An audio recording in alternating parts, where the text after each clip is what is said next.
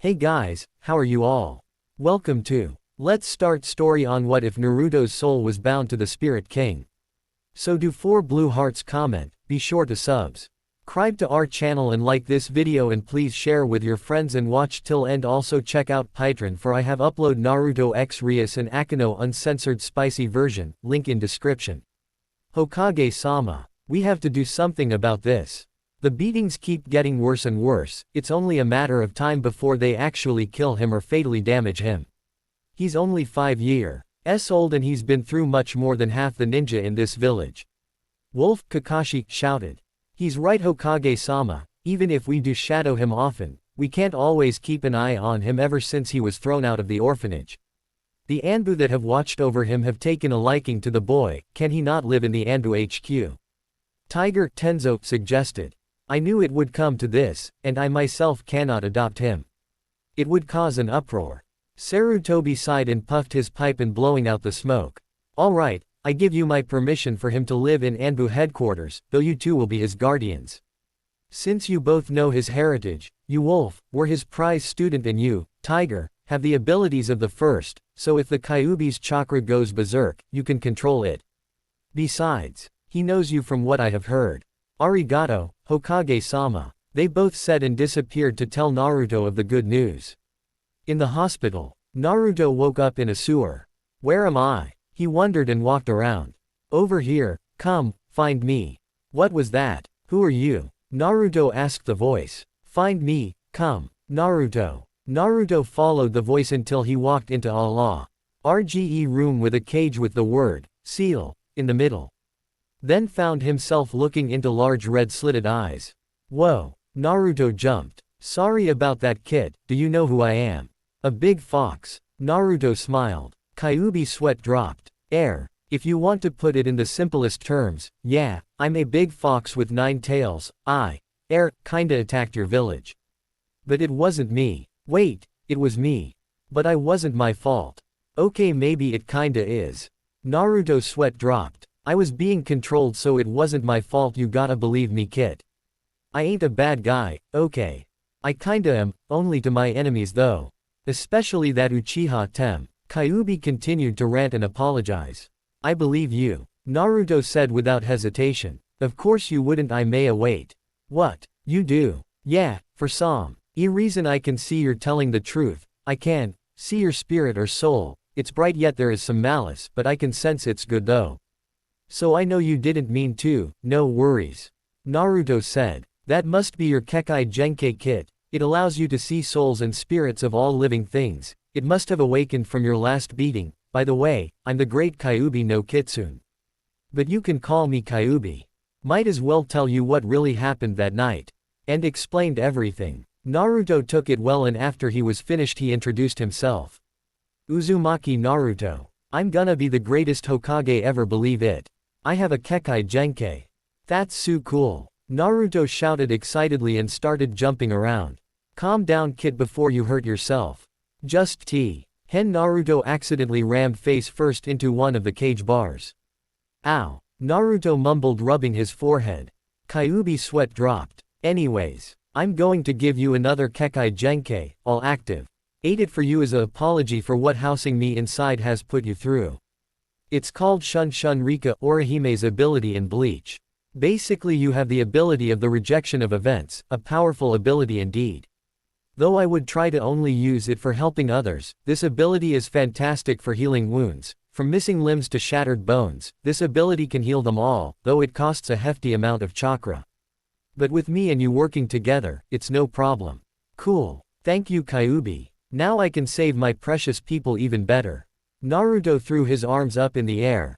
Where am I anyways? In your mindscape kit, it's where all your memories reside, well, including me, so from now on can I have a mental connection to you. It lets me see what you see, hear what you hear, smell what you smell and so on, and it also lets me talk to you telepathically. But I need your permission for this. Sure, you can be my friend. Naruto grinned. Not many would want me as a friend kit, you're interesting. At least I won't be bored now. Time for you to go kit, people on the outside are waiting for you to wake up. Kyuubi said and pushed Naruto out of his mindscape, forcing him to wake up to see a white room. The hospital. Whoa. I haven't seen this much white, since, ever. Kyuubi wide-eyed. Naruto. Are you awake? Wolf called as he opened the door allowing him and Tiger to come in. Yeah, I am. Naruto smiled. Even after all he's been through, he can still smile like that. Wolf saddened. Excellent, now we have a question or rather, a request Naruto. Wolf asked him. What is it? Naruto confused and tilted his head. We want you to move in with us at the Anbu HQ. Tiger said. Really? Can I? Naruto said and tackled Tiger with full force, almost toppling him over. Hee of course, we asked you, didn't we? Wolf chuckled. I can't wait. Naruto said and continued to hug Tiger and let go and tackled Wolf, giving him a hug. Tiger chuckled at his antics. I met Kyuubi and he told me about my bloodline abilities and everything. They instantly stiffened. What did it tell you, Naruto? Wolf cautiously asked. I'm not it. Kyuubi complained. Naruto explained the whole situation to them, even allowing Kyuubi take over at the night of the attack explanation. They calmed down after that. Naruto and Kyuubi decided it was B's tea that they kept his Kekai Genkais a secret for now. They left to go gather Naruto's things, which was just a few pieces of clothing, and headed to the Anbu HQ. In Anbu HQ, they showed Naruto his room, which was right between Wolf's and Tiger's room just in case he needed any of them. They headed to the lounge to introduce him to everyone. They entered the lounge with Naruto nervously clinging to Wolf's leg, trying to make him smaller. Also noticing the two ghosts that followed them. Guys, this is Naruto, he's going to be living with us today. Wolf said and pointed to the small child peeking from behind his legs. Though he knew they were good people from his ability to see their souls, he was still shy. The female Anbu squealed, kawaii, and glomped him. Do you think I should tell dog? Why Chan about there's ghosts that's following him? Naruto wondered as he struggled to get free from the women's embrace. Lucky bastard, the men in the room thought. Not yet, wait until you're alone with him. The ghost seems to be attached to him dearly, try and talk to them, you can establish a spiritual connection with your ability. Remember, only you can interact them after you have made the connection. Unless you make a bond with another person, allowing them to see and touch ghosts like you can. You can make this ability permanent or temporary for that person. By doing this, you are creating a special bond. And that kind of connection leaves a mark, but they can't allow others to make spiritual bonds with ghosts like you can. They are also unable to pass it on to their children. Just think of it as bestowing a crappier version of your bloodline limit. Thank Kami you have a lot of chakra or you'll never be able to pull it off easily. The first ghost was a boy with black hair, he was about 13 years old. He has a pair of orange goggles. He was looking at Wolf with affection and worry in his eyes. The other ghost was a man with silver hair like Wolf with the same emotions as the other ghost in his eyes. Naruto attempted to make a connection with the ghosts. They were surprised when the link connected and they both looked at Naruto and the man said, "You can see and hear us." Naruto made no visual expressions to tell them he heard him but spoke to him mentally like Kyuubi. I can hear you, and I can see and touch you as well, my Kekai Genkai allows me to do this. My name is Uzumaki Naruto, what's yours? My name is Uchiha Obito. Obito smiled. Mine is Hitaki Sakumo. Sakumo said, I'm glad someone of the living can hear and see us, it gets quite dull knowing. People can't hear you other than other ghosts. Yeah, you got that right, the other ghosts besides Sakumo here that we've met are such stiffs. Obito scoffed. What is your connection to Doggy-chan? Naruto wondered. Sakumo and Obito started snickering at Wolf's nickname. I'm his dad Naruto-kun, Sakumo smiled.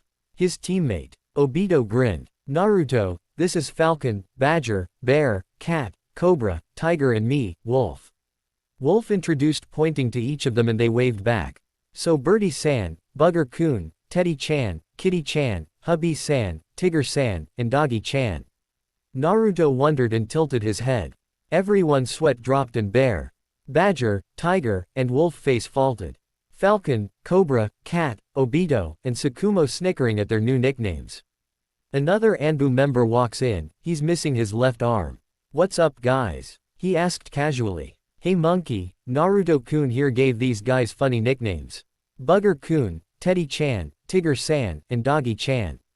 Cobra grinned. Monkey started to laugh, trying to cover it with coughs but failing miserably. What you going to do now, Monkey? You lost your arm in that last mission. Cat saddened. I'll figure it out. Stag sighed and leaned against the couch. Naruto got an idea and walked up to Monkey and started to tug at his pant leg. What's up, kid? I can heal it, Naruto said and pointed at his missing arm. Everyone raised their eyebrow. Or what, just interested in what Naruto was going to do. What do you mean, kid? You can't just regenerate an arm like that. Monkey said. But I can, let me show you.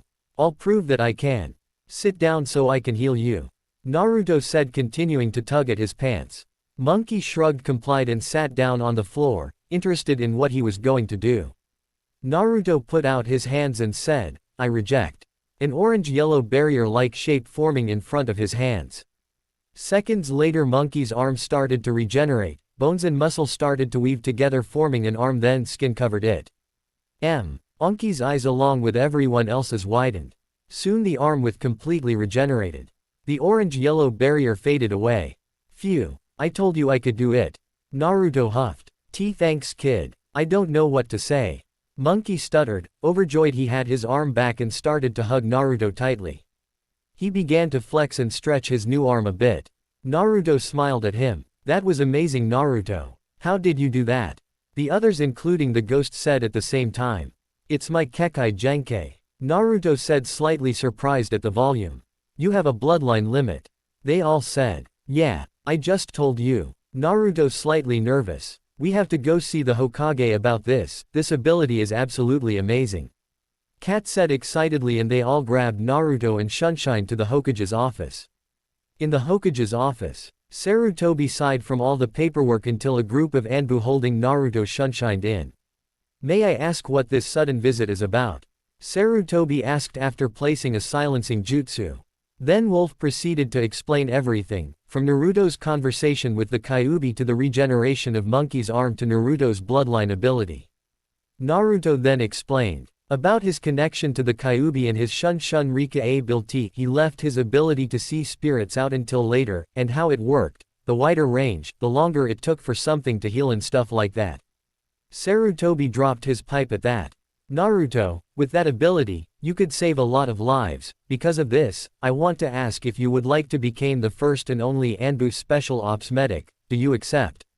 You'll get a mask and a unique uniform. Think about what the uniform looks like yourself, Sarutobi suggested. Of course, old man. My dream is to become the best Hokage ever, Naruto said, and started to run around the room and started to jump up and down.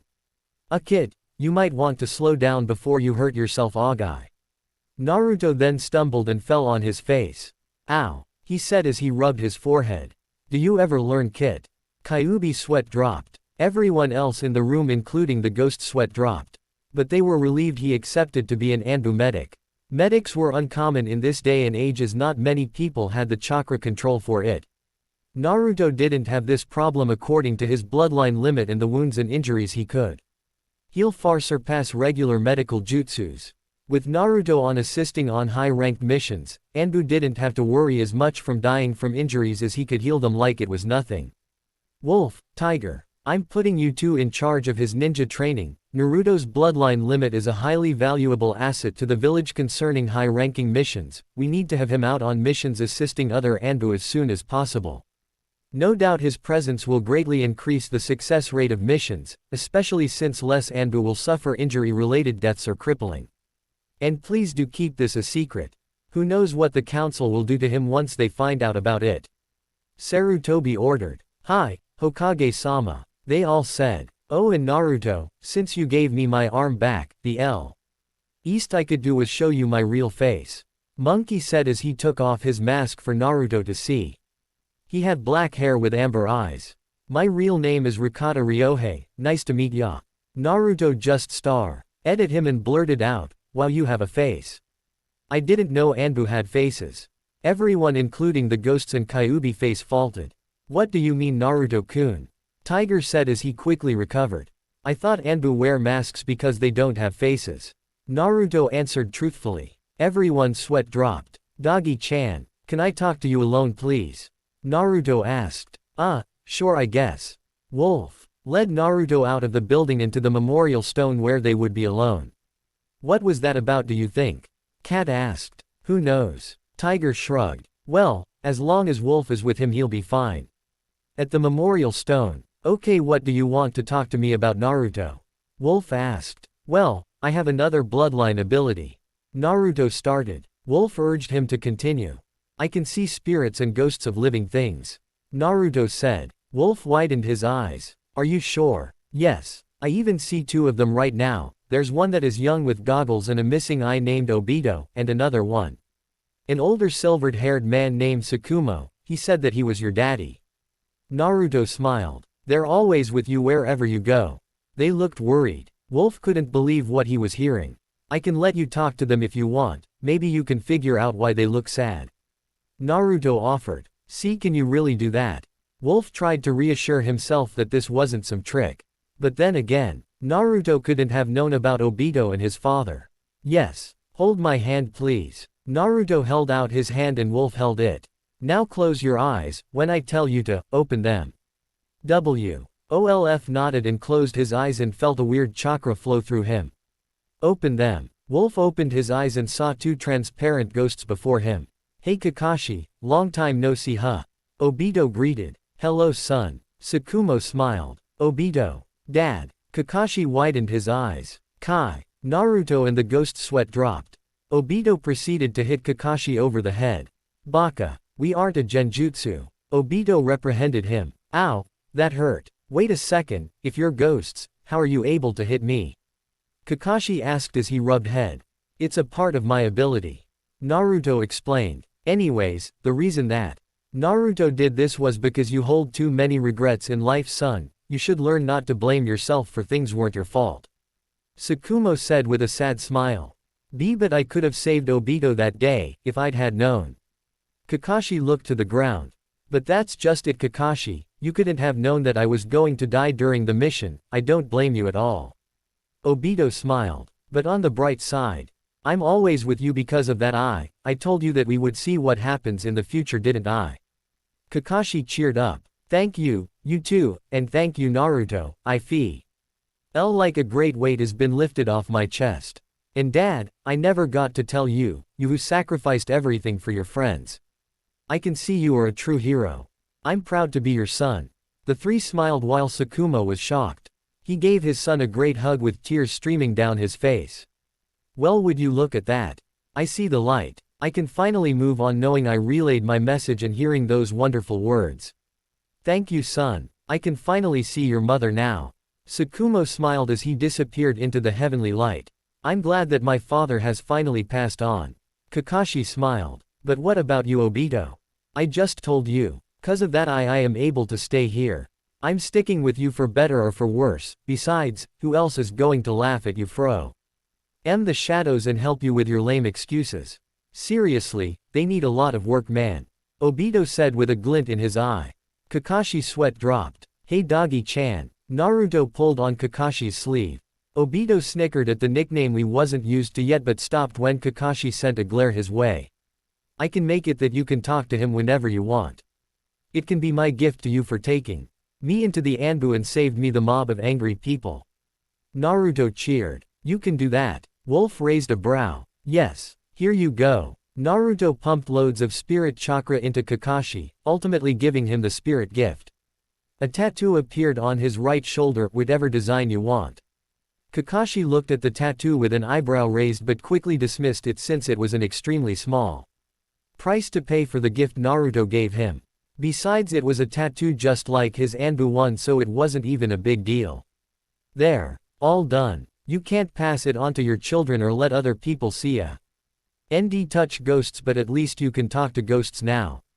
Most ghosts that you will find would be in a certain area or around a certain person. They would usually be where they are because they have a bond with that place or person. Get it? Naruto said. Kakashi dumbly nodded and thanked him over and over again. He could see Obito every day now.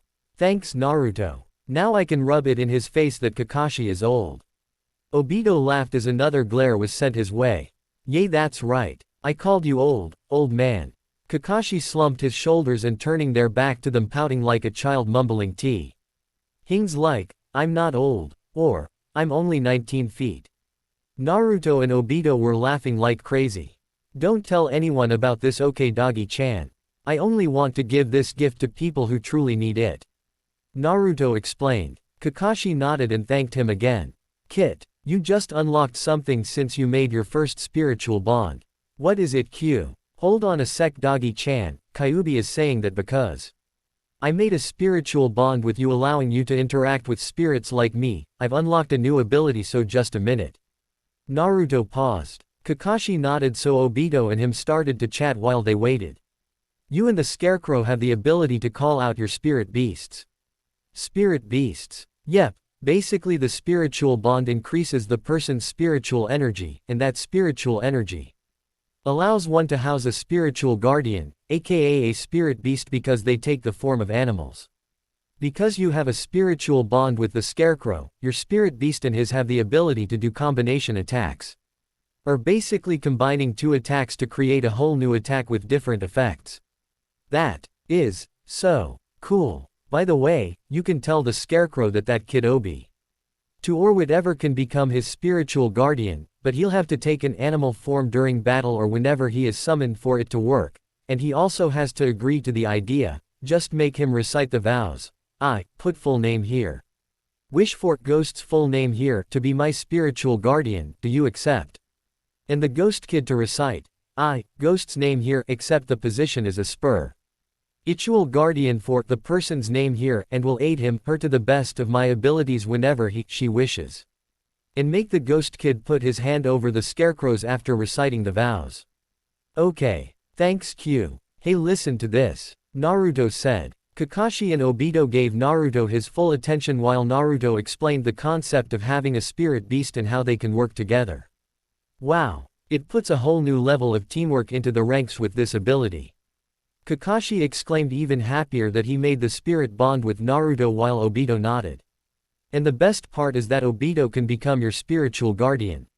Naruto cheered. What? Kakashi and Obito shouted. I can become his spirit guardian. Obito said, while Kakashi said, he can become my spirit guardian. They both said this at the same time. Yeah, that's what I just said. Naruto deadpanned. How? They both said. Okay, sheesh. Naruto sighed and told them about having Obito as his spirit beast, like how he had to take an animal form when summoned and the vows they would have to recite in order for the bond to be created. They took their stances and recited them. I, Hitaki Kakashi, wish for Uchiha Obito to be my spiritual guardian. Do you accept? Kakashi vowed. I, Uchiha Obito, accept the position as a spiritual guardian for Hitaki Kakashi and will aid him to the best of my abilities whenever he wishes. Obito vowed, and put their hands together. Then a seal appeared over Obito's and Kakashi's hand, again, up to you what it looks like, and transparent white chains erupted from the seal wrapping around their arms, chaining them together. The chains glowed in a warm light before disappearing. Obito gained a silver bangle that was positioned on his right arm while Kakashi's tattoo glowed wet and changed its color to silver but keeping the same design. There. Now you guys are spiritually bonded. Naruto chimed. Su, how do I summon Obito to battle?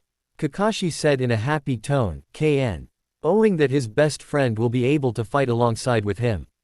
Just make the Scarecrow focus a spark of chakra to the tattoo and say the kid's name, either mentally or verbally, it doesn't matter. And tell the kid if he wants to summon himself without the Scarecrow's permission, all he has to do is to focus his own chakra to the bangle. He's able to access his own now because of the bond.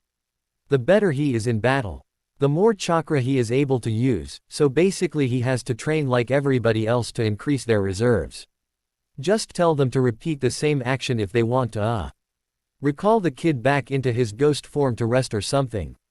By the way, only those with the ability of the spirits like you and the Scarecrow can understand what spirit beasts are saying, so when the kid is in his beast form, which reflects who he is by heart, only you or the Scarecrow and understand what he says if he talks.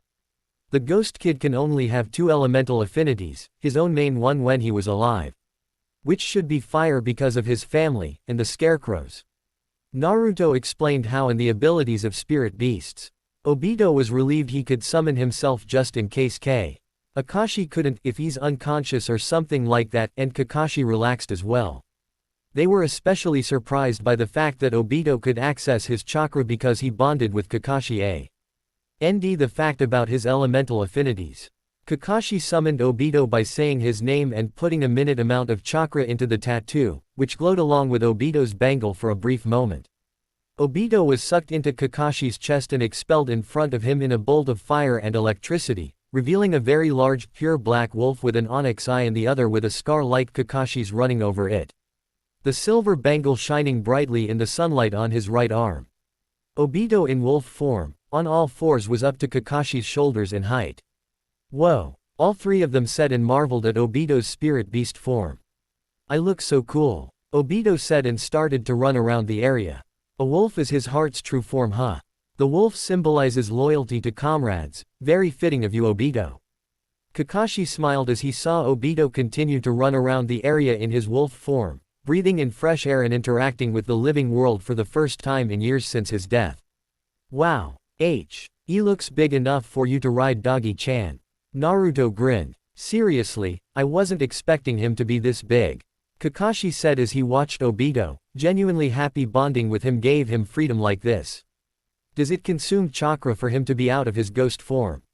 Nope, the kid naturally draws spiritual energy from the environment, so as long as the scarecrow doesn't recall him, or if he kid runs out of chakra or is too wounded, he can stay out as long as he wants. Naruto relayed what the Kyuubi told him and Kakashi nodded and was glad that there wasn't a limit as long as those scenarios didn't happen. Why don't you summon your spirit beast, kid? And no, it can't be me, you have to wait until you're older to handle the amount of spirit energy I have, plus, it's overkill for me to battle others. But don't worry. Your bloodline allows you to house 5 spirit beasts, so one spot is for me for when you're older. You can summon your first one now, but don't try and summon another, your body can't handle it yet. So just say, I summon forth my destined spirit beast. Now it's my turn to summon a spirit beast. Naruto said. Kakashi and Obito stopped and watched Naruto. I summon forth my destined spirit beast. Naruto shouted and was encased in a bright light, and from his chest erupted a beam of golden fire, and from the fire emerged a large golden lion with a dark gold mane and sky blue eyes. The beast was as big as Obito. All three stared at it wide-eyed. Why do you desire my power, Naruto? The lion asked, staring down at Naruto. I want your power because I need it to be. Come Hokage so I can protect my precious people. And have everyone acknowledge me for who I am, not for whom I contain. Naruto shouted his pure honest answer. The lion continued to stare at Naruto as if to see he was lying, then gently smiled. You are honest and true to your resolution of heart, I accept you as my master. Not master. A friend. Naruto smiled brightly. Kakashi and Obito grinned as if they knew what he was going to say. A friend. I will aid you through any obstacle as long as you stay true to the resolution you have. Name me if you wish.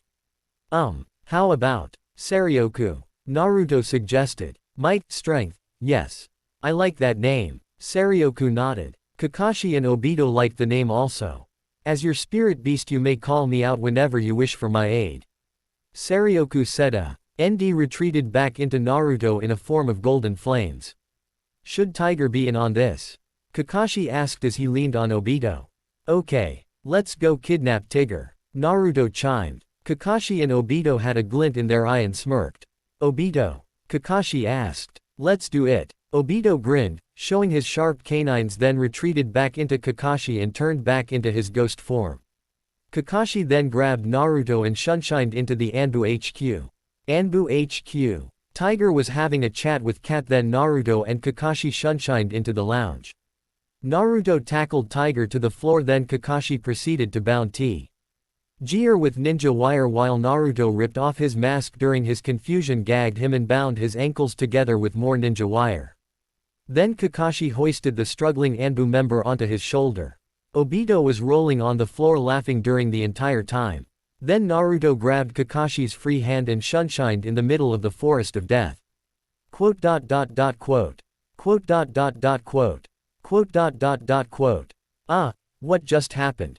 Kat asked. No one in particular. I think Tiger was kidnapped by Wolf and Naruto.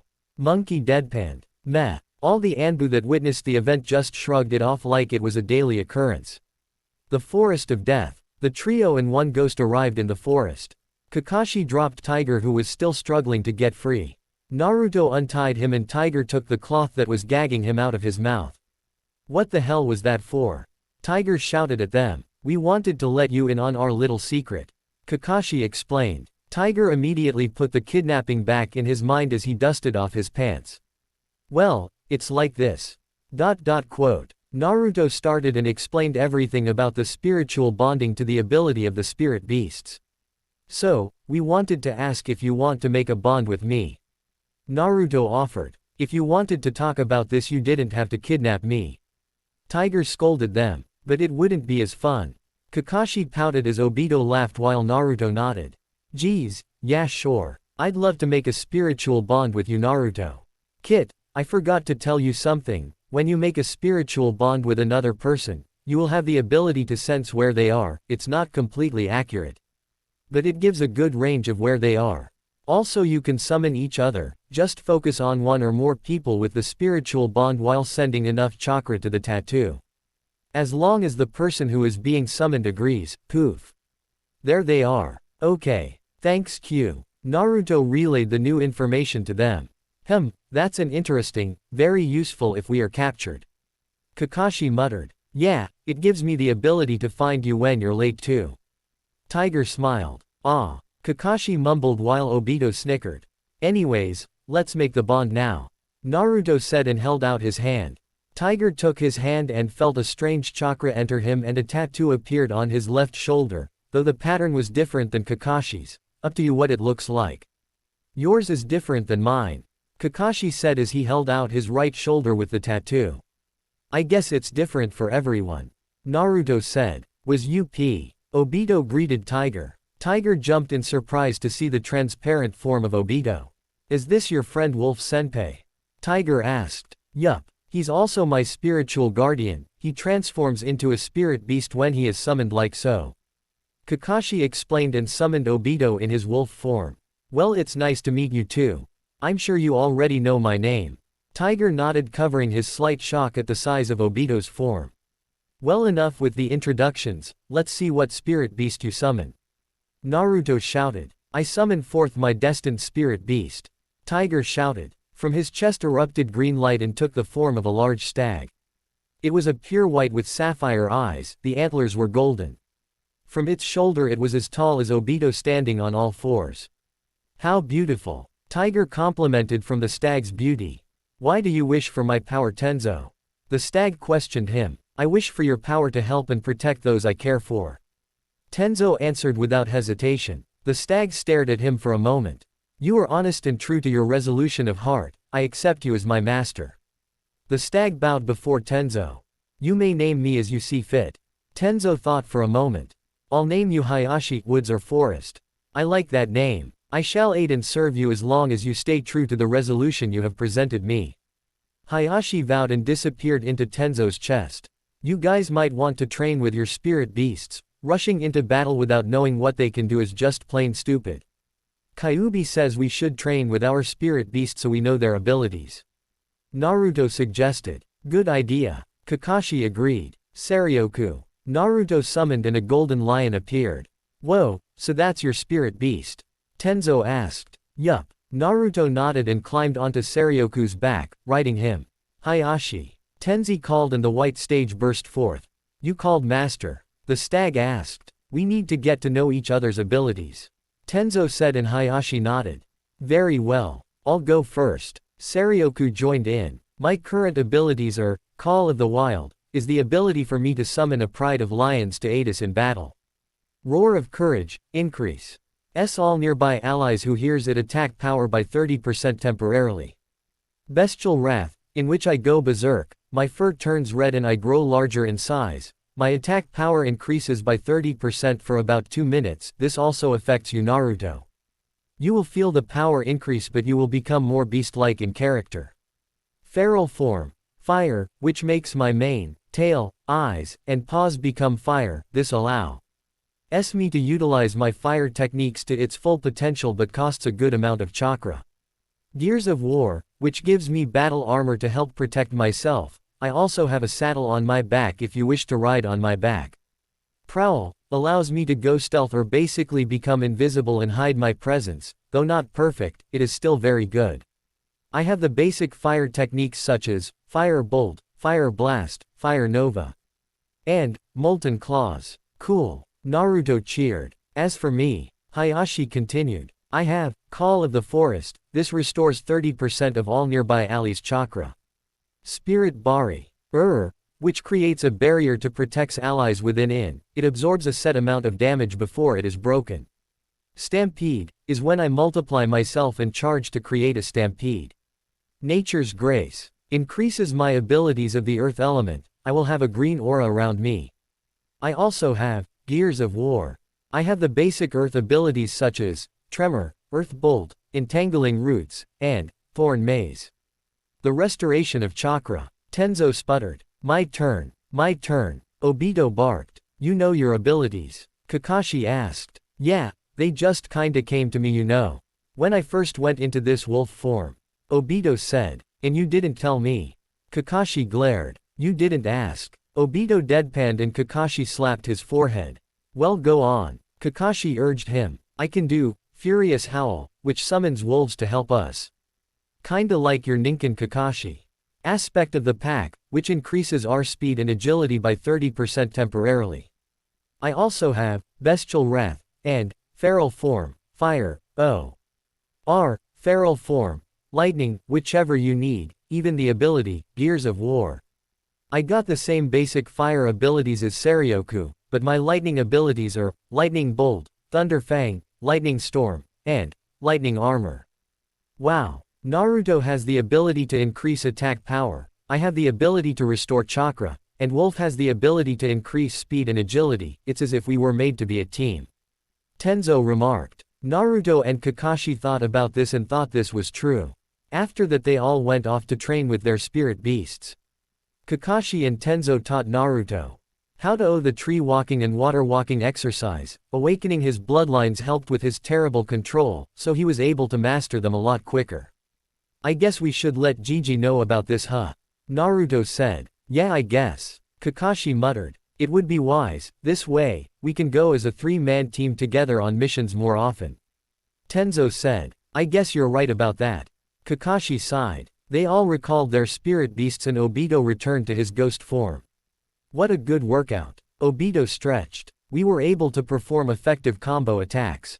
Tenzo smiled and nodded. Let's go. Naruto said as he tugged on Tenzo's leg. Then they shunshined into the Hokage's office. Hokage's office. Sarutobi sensed visitors and Naruto, Kakashi, and Tenzo appeared.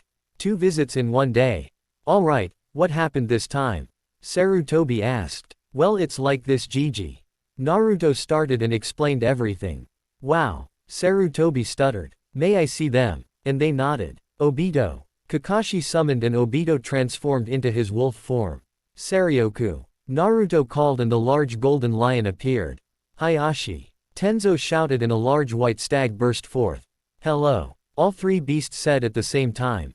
Whoa. Well, considering the information you told me, I'm going to give you a choice. I can create a specialized and secretive team just for spirit beast holders, of C. Ors to prevent that retarded council from forcing Naruto to use his abilities to have more beast holders. This is going to be an S-class secret. And this team will work for me and me alone. That alright with you? Sarutobi suggested. Sure. They all said lazily. I'll name this team Team Terre. Great Spirit. Team Terre is now fully operational and will only take missions from me and me alone. Is this acceptable? Sarutobi asked. I like that. That sounds so cool. Naruto cheered. The adults chuckled. Well, I'll let you do your own thing for now. Take these cloaks, you can design your team symbol on them and your names and mask will be designed after your spirit beast. Since Naruto's is a lion, his mask and codename will be Lion, so here. Dismissed. Sarutobi said as he handed them cloaks and masks for them. Instead of red markings like traditional Anbu had on their masks, theirs was blue. Hey wait, don't you want a spiritual bond, Gigi? Naruto offered. Are you sure, Naruto? Sarutobi asked, slightly surprised. Sure, Naruto said and grabbed his hand and pumped spiritual chakra into him. Sarutobi felt the chakra enter him and a tattoo appeared on his right forearm. Now just say the words, Gigi. Naruto smiled. I summon forth my destined spirit beast. Sarutobi called and a burst of orange light appeared. It took of a large brown bear. Why do you wish for my power, Hiruzen? The bear asked. It is my duty as the Hokage to sustain the will of fire and protect the village. Sarutobi answered. Is your duty as the Hokage the only reason?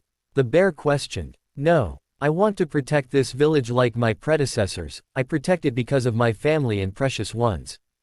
Hiruzen stated. The bear continued to look at Sarutobi. You are honest and loyal to your resolution of heart. I accept you as my master. The bear said. You may name me as you wish. Hashirama, after the first Hokage, my sensei.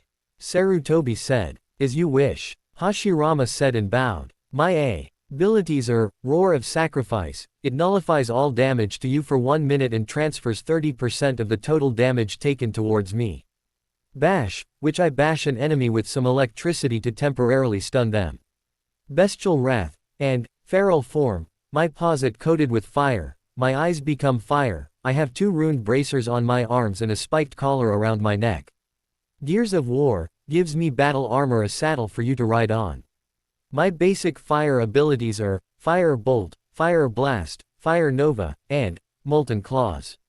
He then disappeared into Sarutobi. Thank you Naruto, anyways, you are dismissed. Sarutobi smiled. The trio sunshined off. A year later, Team Terei only had a few missions, though Naruto couldn't come on the high-ranking ones, he was only allowed on CB ranks at best. His training was coming along nicely. He helped many Anbu members with their injuries, so they ended up just making a medical ward in the Anbu HQ. So basically, Anbu had their own hospital and medics. Toby thought that he should have done this earlier, it prevented identities of Anbu being discovered and covered other secrets. Naruto was in charge of a branch in the emergency care ward, he was in charge of the flesh injuries and wounds branch. Anbu could be administered into the branch's operation room and be immediately cared for. I tell you, that kid, Naruto, is a godsend. The boy helped me out with the crushed leg. Thought I would have to retire, no normal medic could repair it. An Anbu with a boar mask said. I know, I thought I was a goner with some parts of my organs missing, the regular medics could only hold off the bleeding until I got to the operation room, then the kid comes out and restores everything to perfect health, if he wasn't there, I know I would have died. I owe the kid my life. Another Anbu with a hawk mask told him. I remember being on a mission with him, I thought he was just gonna slow us down, when Hokage-sama insisted on him coming, saying that even Huff we are just getting rid of some stray nuke nins, that they were demolition types. I thought the kid was going to get killed, the kid cause of his height couldn't keep up that well with us, though his speed is at least Chunin level. Then the kid calls out this huge ass lion and rides it beside us. The mission is all good, then I accidentally step on a mine trigger, blowing my leg to bits, then he lands right beside me and says, I reject, or something, and regenerates a whole new leg for me. I was totally dumbfounded and finally understood why Hokage-sama made him come with us. An Anbu with a horse mask joined in. And the conversation continues with more Anbu saying what happened to them, in Anbu Lounge. Looks like Naru-chan is getting popular. Kakashi smiled. Can you blame them? Yuto is a savior to more than half the Anbu enlisted in the ranks, he's easy to get along with too. The Anbu like him so much that some of them started to teach Naruto some of their techniques and styles. Naruto even made a spiritual bond with Anko Cobra. I shoulda known she would have had Big Snake as her spirit beast, she even named it Basilisk. What element was it again? Tenzo asked. It was a water type one think. I was nearly hit with one of its acid bullets once, the acid melted through the wall. Kakashi shuddered. Anko was absolutely giddy when she found out that Basilisk could use poison and venom. Said that made her life as an interrogator a lot more fun. Tenzo shuddered. Then again she was even happier that holding a spirit beast purified her curse seal, thus getting rid of it. Then the spiritual bonding tattoo appeared where the curse seal used to be. Guys, shouldn't you be teaching him or something?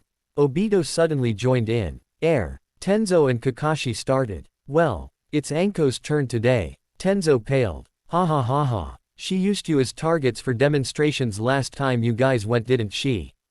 Obito laughed. Yeah, I ain't going. Kakashi stated. Anyways, Did you master that technique you've been working on? Duh. I got the ability, fire shield, down. I'm also got, immolation, mastered too.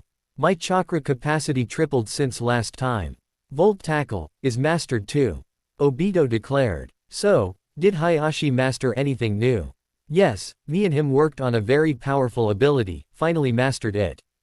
It's called, Nature's War Cry. It brings nearby Trey S and plants to life and attacks all enemies within range. We've also increased the power of his basic attacks, helping him increase his reserves. Tenzo answered. Yikes. Kakashi surprised. Team Terei, I summon you Sarutobi. Well, looks like we are needed. Tenzo said. Yep, let's go. Kakashi nodded. And they both allowed themselves to be summoned by Sarutobi, disappearing from where they were standing in burst of golden light. Anbu training grounds. You hear that, Gaki? Enko asked Naruto. Yeah, looks like Gigi needs us. Naruto said, and they both also disappeared in a burst of golden light. Hokage office. All four of them appeared in a puff of smoke. Whatcha need Gigi? Naruto asked. Well, I thought about your idea and decided that you could go through with it, Naruto. The incident wit. Kumo is heavy on one of the candidates though. Sarutobi said. Alright. Naruto cheered. Can someone fill us in? Kakashi asked. Oh sorry, you see, I found out that 2 Hyuga children were good candidates to our team. Naruto answered. The heiress, Hyuga Hinata, and a branch member, Hyuga Neji. I see, adding to our little family Gaki. Enko grinned. Yup. Naruto chimed. Let's go. And darted out the window, breaking it. Yahoo! And you could see him jumping across the roofs in the distance.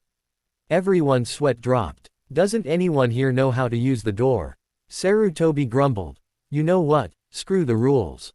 I'm the Hokage. And jumped out the same window. The three left in the room, sweat dropped again. They sighed and followed their leader. Hyuga compound. They arrived at the entrance and were greeted by guards. They went in and met up with Hyuga Hiyashi, Hinata, and Neji. What is this meeting about, Hokage-sama, if it concerns my daughter and nephew? Hiyashi asked politely. He was really curious because he was asked to put up a privacy jutsu in the room. Please do not repeat this to anyone as it is a S-class secret, understand? Sarutobi said seriously. The Hyugas stiffened and nodded. Well, the Anbu you see behind me are part of a secret squad, answering only to me. They are wolf, stag, lion, and snake, and your daughter and nephew are perfect candidates to join. But Naruto here is the founder, he will explain everything now. Sarutobi said, and Naruto took over explaining everything. I see, this is a great honor, do you two accept? Hiyashi asked Neji and Hinata. Why yes father. I would love to join. Hinata stuttered. Yes, Hiyashi-sama. Though I have to tell you that the birdcage seal will be purified during the ritual, meaning that it will get rid of it for good. Naruto said. They widened their eyes. It doesn't matter, it's a good thing actually. Who knows what the elders would do to Neji when they find out about this. I was hoping to find a way to get rid of that stupid seal. Hiyashi sighed. I forgot to tell you Neji, there's a ghost that looks like a copy of Hiyashi-sama that's attached to you, do you know him? Naruto wondered. Tenzo, Anko, Kakashi. And Sarutobi noticed the two but waited for Naruto to say it. The Hyugas gasped at that. Take my hands, I will let you talk to him. Naruto said and held out his hands. EY grabbed it and felt a foreign chakra enter their systems. The ghost became visible to them. Neji, why did you become like this? I wanted you to be happy. Why have you grown bitterness in your heart? The ghost asked. Hizashi. Hiyashi started. Dad. Neji cried out and tackle-hugged his father. Neji. I sacrificed myself for the sake of the village and your safety, please understand that. My brother tried to stop me but I insisted, if I was sacrificed, the Byakugan would be safe and so would my brother. As his brother, I felt the need to protect him, don't blame your uncle for this. Hizashi smiled sadly. I promise Dad. I'm sorry Hiyashi-sama. Neji sniffed. It's alright, I understand what you saw. Hiyashi smiled. Please protect him from those corrupt elders, brother. Hizashi requested. Of course. You have saved my life, but what really matters is that you're my brother, family should always help each other out. Hiyashi promised. Thank you. I can see it, the light. I have no more regrets. Goodbye Neji. I love you. Hizashi honestly smiled and faded away. Neji was trying to stop his tears. After a minute or so, he stopped. Neji, Hinata, and Hiyashi-sama. Take my hand again so I can make the bond. Naruto said. Me as well. Hiyashi gasped. I know you won't abuse it. I can see it, your soul, it is bright, I can tell you are a very good person at heart. You are worthy as well. Naruto smiled. They took his hand and felt a large amount of strange chakra flow into their bodies. A tattoo appeared on Hinata's left hand, Neji's right hand, and Hiyashi's appeared on his left hand as well. Neji took off the bandages covering his forehead to reveal the caged bird seal completely gone without a trace. He grinned. Hiyashi-sama, why don't you go first? Naruto said. I summon forth my destined spirit beast. Hiyashi called. A large lynx slightly smaller than Saryoku appeared in a burst of white light. Why do you wish for my power, Hiyashi? The lynx said calmly. I wish for the power to protect my family and remove the burden of the branch members. Hiyashi replied truthfully. The lynx narrowed its eyes. You are most honest and true to this resolution. I accept you as my master so long you stay true to the resolution you have presented me. The lynx bowed. You may name me as you wish. Hizashi, after my brother who saved my life. Hiyashi smiled. I am honored to be named after your brother and savior. I shall tell you of my abilities in the evening. Hizashi bowed again and disappeared into Hiyashi. Your turn, Hinata-chan. Naruto said. I summon forth my destined spirit beast. Hinata said, managing not to stutter. A white lioness that was the same size as Hizashi burst forth in a torrent of crystal clear water. Why do you wish for my power, Hinata? The lioness asked. I want to change myself. I want to be a respected and honorable clan leader to forever change the corrupt ways of the Hyuga clan. I need to do this. To protect my family and also my friends. Hinata shouted. You have honorable goals, young one. You are pure of heart and do not lie. I accept you as my master. The lioness said and bowed. Name me as you wish. Yuki. It means bravery, valor, courage, and snow. It's perfect for you. Hinata smiled. I love it, thank you. Yuki said and disappeared into Hinata. Neji, you're up. Naruto grinned. Neji nodded. I call forth my destined spirit beast. Neji yelled. A shining sky blue falcon appeared in a burst of electricity. The falcon was large enough for him to ride on. Why do you wish for my power, Neji? The falcon looked down upon Neji. I wish for the power to aid my friends and family in achieving their goals and dreams to make the future a better place. Neji stated with resolve. The falcon continued to look down upon Neji for a moment. I accept your resolve to help others with their goals, a noble one indeed. I accept you as my master as long as you do not stray away from the resolution you have present me. The falcon landed in front of Neji and bowed. Name me as you wish. Cycloran, it means cyclone. Neji said. A fitting name. I look forward to serving you, master, for many years to come. Cycloran said and disappeared into Neji. I hereby instate you three as part of Team Terre. Here are your cloaks with the team symbol designed on them and you can pick up your new masks next week at my office. Hiyashi's shall be lynx, Neji will be falcon, and Hinata is lioness. After explaining the need to train and getting to know them, the Hokage mumbled and said that he had paperwork to do. This left the team to properly introduce themselves. They decided to go to Training Ground 2 for privacy. Kakashi helped Neji with his spirit beast because it was also a lightning type like Obito. Tenzo helped Hiyashi since Hizashi was an earth type. Enko helped Hinata, since Yuki was a water type. It was a great surprise to everyone that Yuki was able to do ice techniques. Though since ice was a sub-element, Yuki wasn't able to harbor it to its full potential. They also found out that Yuki was more a support type, since she had the ability to heal wounds to a certain degree. They parted ways after a few hours of training. 3 years later, Naruto was 10 years old. Team Terre was going along nicely. They trained greatly with their spirit partners, learning new techniques and mastering old ones with more efficiency. There were rumors flying around the ninja ranks and the civilian population. They were talking about an elite specialized team working directly and only under the Hokage that had a 99% mission success rate. The council, well, the civilian half actually, demanded to know the identities of the team and wanted them to share their secrets with them, especially Danzo. Wanted to know the source of power, all rumors stating that they could summon large beasts that were not from summoning contracts to aid them in battle, using techniques that were never seen before. They even got wind of Naruto's healing bloodline and demanded him to submit and go under the Clan Restoration Act, which instated that he at least had to have 3 wives, each bearing 2 children. But the Hokage and the clan heads, especially Hiashi, were revolted that they wanted to turn him into breeding stock for the sake of his bloodline and downright refused immediately, stating that the civilian council had no power over the ninja population and that they were overstepping their boundaries. Naruto didn't find anyone he could trust to add to the team, though they didn't really care. Enko was having too much fun with interrogation when Basilisk learned how to do special genjutsu and also learned how to summon snake minions, each with a different venom with different effects. Obito and Kakashi were in almost perfect synchronization for teamwork. It was even better when Naruto with Saryoku and Tenzo with Hayashi joined the fray. The 3 were the team's ma. In battle forces their teamwork and combination attacks were practically flawless. Hinata proved to be the team's back support as she studied medical jutsu along with Naruto, though since his chakra control wasn't good enough on that. He mostly learned about medical herbs, antidotes, medicines, poisons, and the human anatomy. Hinata learned all that along with medical techniques. Naruto's training was coming along nicely. It was around the level of low-mid Junin level. He mastered several styles that Kyuubi taught him while Kakashi, Tenzo, and Hiashi pointed out his mistakes and openings. Hinata gained more confidence in herself and created her own style of Jiyuken. Her style was to be as graceful as water and to flow smoothly like a river. This needed great flexibility because it looked like she was dancing around her enemies.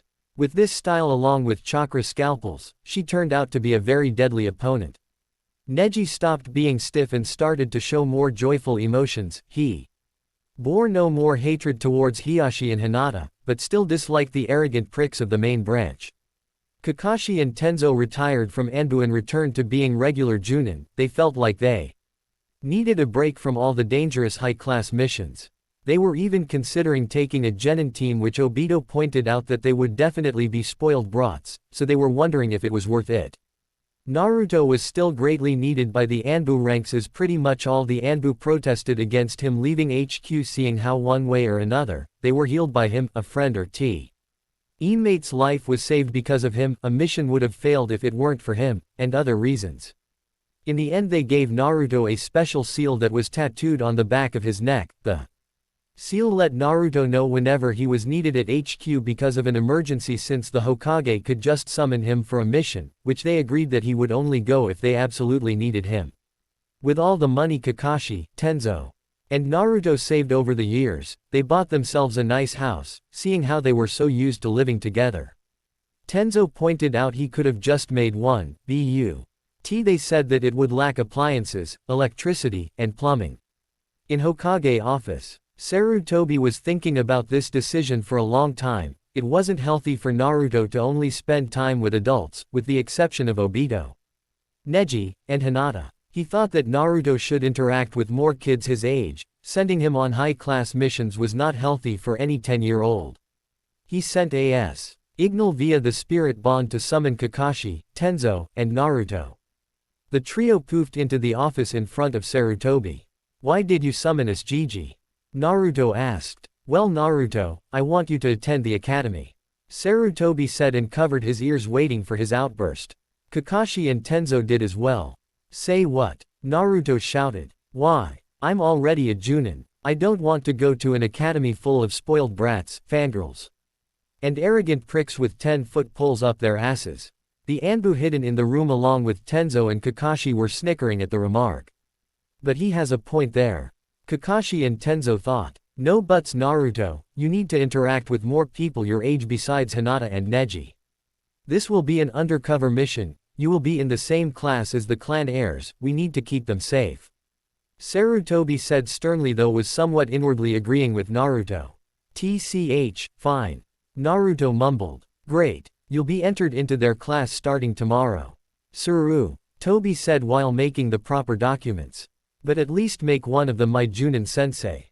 If I'm going to do this, I'm gonna need some help covering my abilities if I show them by accident," Naruto said while pointing to Kakashi and Tenzo, who really didn't mind. It gave them something to do and they were already his senseis, so they had no problem with it. I guess you have a point there, alright. Sarutobi nodded. Dismissed. And they jumped out the open window. The door exists for a reason. Sarutobi shouted after them, he got laughs in return and started mumbling, no manners, or, always the window. The Anbu sweat dropped. Market area. They ate lunch at the ramen stand and went through the marketplace, just chatting and browsing wares. The conversation they were having was drowned out by the crowd of people. Who of which were mostly couples. So Naruto, I heard that you have another spirit beast partner, mind telling us about it? Kakashi asked. How did you know? I was going to surprise you. Naruto leered. I felt another presence within you, buddy. As a spiritual guardian myself as well as a ghost, I can kinda sense these things. I can feel the Kyuubi and Saryoku, but who's the third? Obito mentioned. Didn't think Ghost Kid could sense those things. Same here. Well, he's a wind spirit beast. His name is Kurogane. He's a pure black griffin. He's pretty big. He can fly too. It's so cool flying up in the sky. I'll take you guys for a ride next time. He can carry up to 3 people, that's what he said at least. He came to me in a dream asking if I wished for its power and why. I told him and he accepted me like Saryoku. Naruto explained. The two were impressed and slightly jealous that he could fly but glad that Kurogane could carry up to 3 people with no problem. Any new abilities we should know of? Tenzo asked. Naruto explained Kurogane's abilities to them. They listened with their full attention. Guys, have you noticed that there are a lot of couples today? Obito said, slightly nervous about it. Now that you mention it. Kakashi muttered and looked around. He was right, there were much more couples than normal, and even being more intimate in public.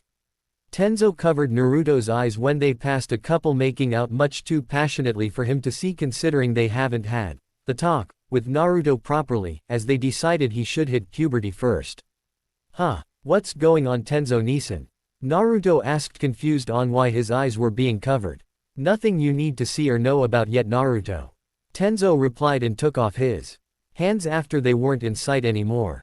Okay, Naruto said as they passed more stores with a lot of pink and red decorations. Hey Kit, I got a bad feeling.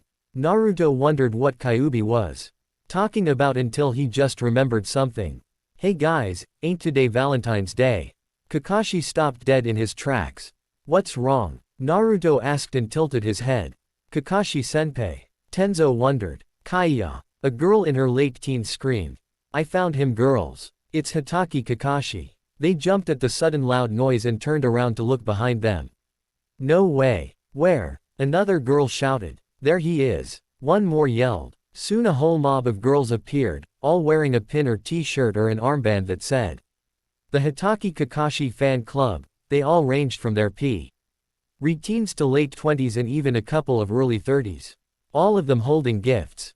Kakashi-sama. They chorused and darted after him. Oh shit. Kakashi shouted. Come back, Kakashi-sama. One screamed. We love you, Kakashi-sama. Another shouted. We'll show you a good time, Kakashi-sama. A girl yelled. Run away. Kakashi shouted and they ran for it. Wait, if they're your fangirls, why am I running away too? Tenzo said as he was running alongside Naruto and Kakashi. Look, it's Tenzo-sama. A girl with an armband that said, the Yamato Tenzo Fan Club, shouted. It really is him. Aneth. Girl with the pin that said the same thing screamed. Kya. Tenzo-sama. Wait for us. The leader shouted and shot after him along with the rest of the members of the Tenzo Fan Club. Both UBS were a mix of ninjas and civilians and were chasing after them at shocking speeds. Tenzo-sama. Marry me. A girl proposed. Don't run away, Tenzo-sama. A girl yelled. Can't you see how much we love you, Tenzo-sama? The leader screamed. That's why. Kakashi deadpanned and increased his speed along with Naruto, leaving him slightly behind. Oh my god. Tenzo shouted and ran frantically away. Rom, his fan club whom he didn't know had existed until today. Sure, he had noticed some girls giggling and blushing when he was around but just shrugged it off, but now he knew why. Go go go. Kakashi yelled in desperation because the girls were catching up. Time for our escape. Plan E. Guys, go with Plan E. Naruto told them. They nodded and went through their holsters for the items Naruto supplied. Them with when he had started inventing some new ninja tools as a hobby. Flashback. Naruto, what are you doing? Kakashi asked him. Naruto turned 8 recently and took an interest in inventing new things ever since he started to learn about seals. He found out he had a talent for it because of his creativity. He created many new ninja tools that were highly effective and were now being produced and sold in all the ninja supply stores because they were now regularly used by all ranks of ninja. He produced shuriken and kunai bombs, specialized stink bombs that erased scent instead of creating it, and other things. Right now he was working on something new. Creating a new ninja tool. I thought of it the other day, this is going to be a hit. I know it. Naruto grinned. And done. Naruto sighed. Dian held out what looked like a smoke bomb but was slightly larger, pure black instead of white, and had a seal design on it. What's it do? Kakashi asked, very interested. His other inventions were highly useful and many Anbu and other ninja talked about his inventions when they first were introduced, least to say that Naruto's new hobby was highly appreciated by many ninja. It's a flash bomb with a sound seal. It created a high-pitched noise that disorients the senses and blinds the enemy at the same time. I gotta go get this approved by Gigi. Take this and show it to everyone else, just channel a bit of chakra into it and chuck it in the air. I suggest you get down on your stomach and the moment you do, cover your ears and close your eyes, unless you want to feel the effects that is. Naruto smirked and handed one to Kakashi and shunshined away. Kakashi managed to gather all available Anbu and Junin into Training Ground 13. What's this about? A random Junin asked. Well, it seems like Naruto invented a new toy for us to play with. Kakashi grinned. The gathered ninja were chattering excitedly. Well, here we go. Kakashi's eyes smiled. He took out a black ball, channeled a bit of chakra like Naruto said and chucked it high above the gathered ninjas' heads and they all looked up at it wondering what it was going to do. Kakashi quickly got on his stomach like he was too. LD and quickly covered his ears and closed his eyes. Even with his closed eyes he could see a bright light shine through his eyelids. A soft ringing sound hung in the air and he opened his eyes, deeming himself safe from harm only to see all the gathered ninja blinded and struggling to stand up straight, only to fall down again from lack of sense of balance. A few moments later everyone seemed to have recovered from the effects. I am totally going to buy these when they come out in stores. An Anbu stated. The rest of the ninja were muttering agreements and other things, seemingly too excited about how effective these would be during missions to have cared what had just occurred. A few weeks later the newly dubbed Sonic Flash Bombs were being sold in all ninja stores and were being bought very quickly by ninja of every rank. Naruto, Kakashi, Tenzo, and Obito came up with new plans and tactics for future missions, had created Plan E, Emergency Escape. Throw a sonic flash bomb, when enemies are blinded. Have Obito cast, Aspect of the Pack, to run away while pumping chakra into the legs to increase speed while Naruto created cage bushins and hanged into them. Distracting enemies and the bushins scattered while they escaped. Flashback end. The trio got ready, Naruto and Tenzo threw sonic flash bombs at the fangirls. The bombs went off incapacitating every single fangirl including a few unlucky bystanders in the area. Kakashi quickly summoned Obito. Obito quickly casted, Aspect of the Pack, on them while Naruto created hanged cage bushins to lead them away when they regained their senses. The boys quickly bolted across the roofs in the direction of their house.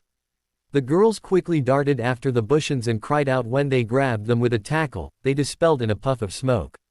Ah! Kakashi-sama got away. A girl cried. Tenzo-sama too. Another shrieked. We were so close. Another sighed. They can't be far. Find them. A girl suggested and they all darted off in hopes of finding them.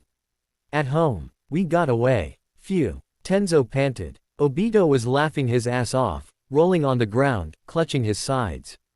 Damn fangirls. The same thing happened last year, but there's more of them now. Kakashi muttered. I can't believe you two have a fan club. Naruto laughed. Shut up. Kakashi and Tenzo mumbled. The next day, Naruto woke up, ate breakfast and got ready to go to the academy. Hold on Naruto, I'm coming with you. Tenzo said. Short Tenzo-Nisan. Naruto said. Have a good day Naru-chan, try not to show off your abilities or get in trouble okay? Kakashi smiled and patted Naruto's head. I won't, Kakashi-nichan. Geez, you guys are sounding like my parents. Naruto rolled his eyes. We're your older brothers. We have been looking after you since you were 5, remember? Tenzo corrected. Yeah, Naruto mumbled. Kakashi Oji-chan. Obito shouted playfully while poking Kakashi. Naruto and Tenzo were trying to muffle their laughter but failed in the end. Kakashi looked crestfallen and crouched in the corner with a cloud over his head mumbling, I'm not old, or, I'm just 24 feet while poking some mysterious mushrooms with a stick. Tea was growing on an old log which came from who knows where. The two sweat dropped. Tenzo and Naruto headed out to the academy. The academy. Here you are, Naruto-kun, be good, okay? Tenzo smiled and ruffled his hair. Don't worry. Naruto grinned and ran inside. Tenzo shook his head and headed back home to train with Kakashi. Naruto went inside looking for room 201 like the Hokage told him. He found the room and opened the door to see a lot of kids, many he could recognize had a resemblance to their parents. The kid with the dog on his head is definitely an Inuzuka, the one that is sleeping seems to be a Nara. The kid eating chips is a Akamaiki, the raven-haired one that is the eye candy of most of the girls in this clan must be Uchiha Sasuke. He has a surprising calm aura despite what happened last year. Flashback. Sarutobi gathered his Junin and Anbu along with Team Terei in his office. The massacre of the Uchiha clan was devastating. I'm sure you have figured out about the massacre of the Uchiha clan. Sarutobi started. The Gather ninja were whispering and muttering amongst themselves. The one responsible was Uchiha Shisui. His mental stability was very questionable on his last exam. Sarutobi stated. Is the whole clan gone, sir? A Junin asked. No, Shisui was about to strike down Uchiha Sasuke but Itachi arrived home and intercepted in time to prevent his death.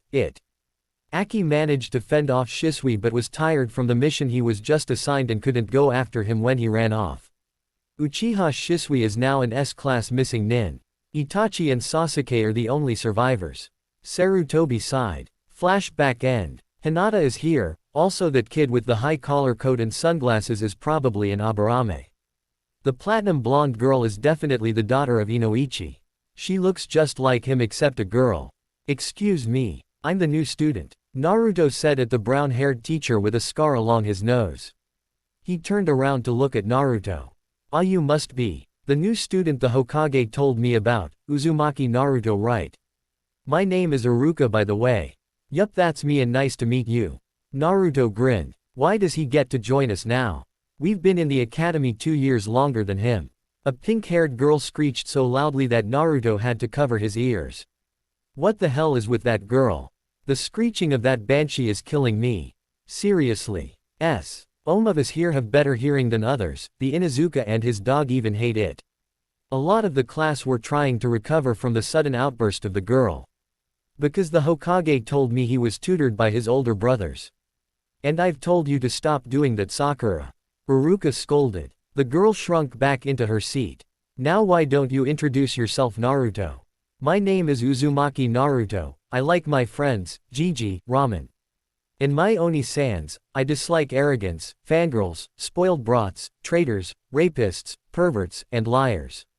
My hobbies include studying medicine, training with my Oni-sans and friends, gardening, and inventing new things. My dream is to be the greatest Hokage ever, even surpassing the Yondaime. Naruto exclaimed. Most of the class laughed at Naruto except the Nara, Akamaiki, Inuzuka. In the Aburame clan heirs, Hinata looked pissed. Stop laughing. You don't see me laughing at your dreams. Naruto shouted angrily at them, which shut them up. Naruto, take a seat beside Shino. Could you raise your hand, Shino? Iruka asked and Shino raised his hand. Naruto took his seat. Well, you know who I am, what's your name? Naruto asked. Aburame Shino, I use my clan techniques with involve Kikai bugs. Shino replied. That's so cool. You must know a lot about bugs, right? Naruto grinned. Shino was slightly shocked that someone said his clan techniques with bugs were cool. He was used to being called weird or gross or something along those lines. Yes, our clan collects and keeps bugs we find to see if we can breed a new branch of Kikai bugs. Then I'm sure you can help me. Naruto smiled. You see, I have this garden full of medicinal herbs I use for medicine, but some of them are being eaten or destroyed by insects and I don't want to use pesticide. Do because it will harm the animals and good insects that live there. You think you can help me out? Yes, I would be honored. I may find new insects that will benefit the clan. Konoha does not have many outdoor herb gardens as most of them are off limits or in greenhouses sprayed with pesticide. It will be interesting to see what insects live in your garden. Is sometime after the academy suitable for you? Shino asked, excited at the prospect of finding new insects for his clan collection. Of course. Naruto smiled. He introduced himself to more people and ended up having Sasuke and his brother, Shikamaru, Kiba, and Hinata come over to his house as well. Choji wanted to come too but had something to do with his clan so he couldn't come. After the academy was over, Sasuke and his brother met up at entrance along with Shino, Shikamaru, and Hinata. Naruto was waiting for his brother to pick him up. Kakashi arrived riding on Obito's back and greeted Naruto. Whoa, is that your Ninken? Kiba exclaimed, awed by the size of Obito. The others were quite amazed by the sight as well. Kakashi got off Obito's back. You could say that, Kakashi said as Obito rolled his eye. Hey Kakashi Nichan, they are coming over to our house, okay? Naruto asked. Sure, why not? Kakashi smiled, and they all headed towards their house. At home, they all arrived at the house and Naruto led them in to a clearing in the forest near their house.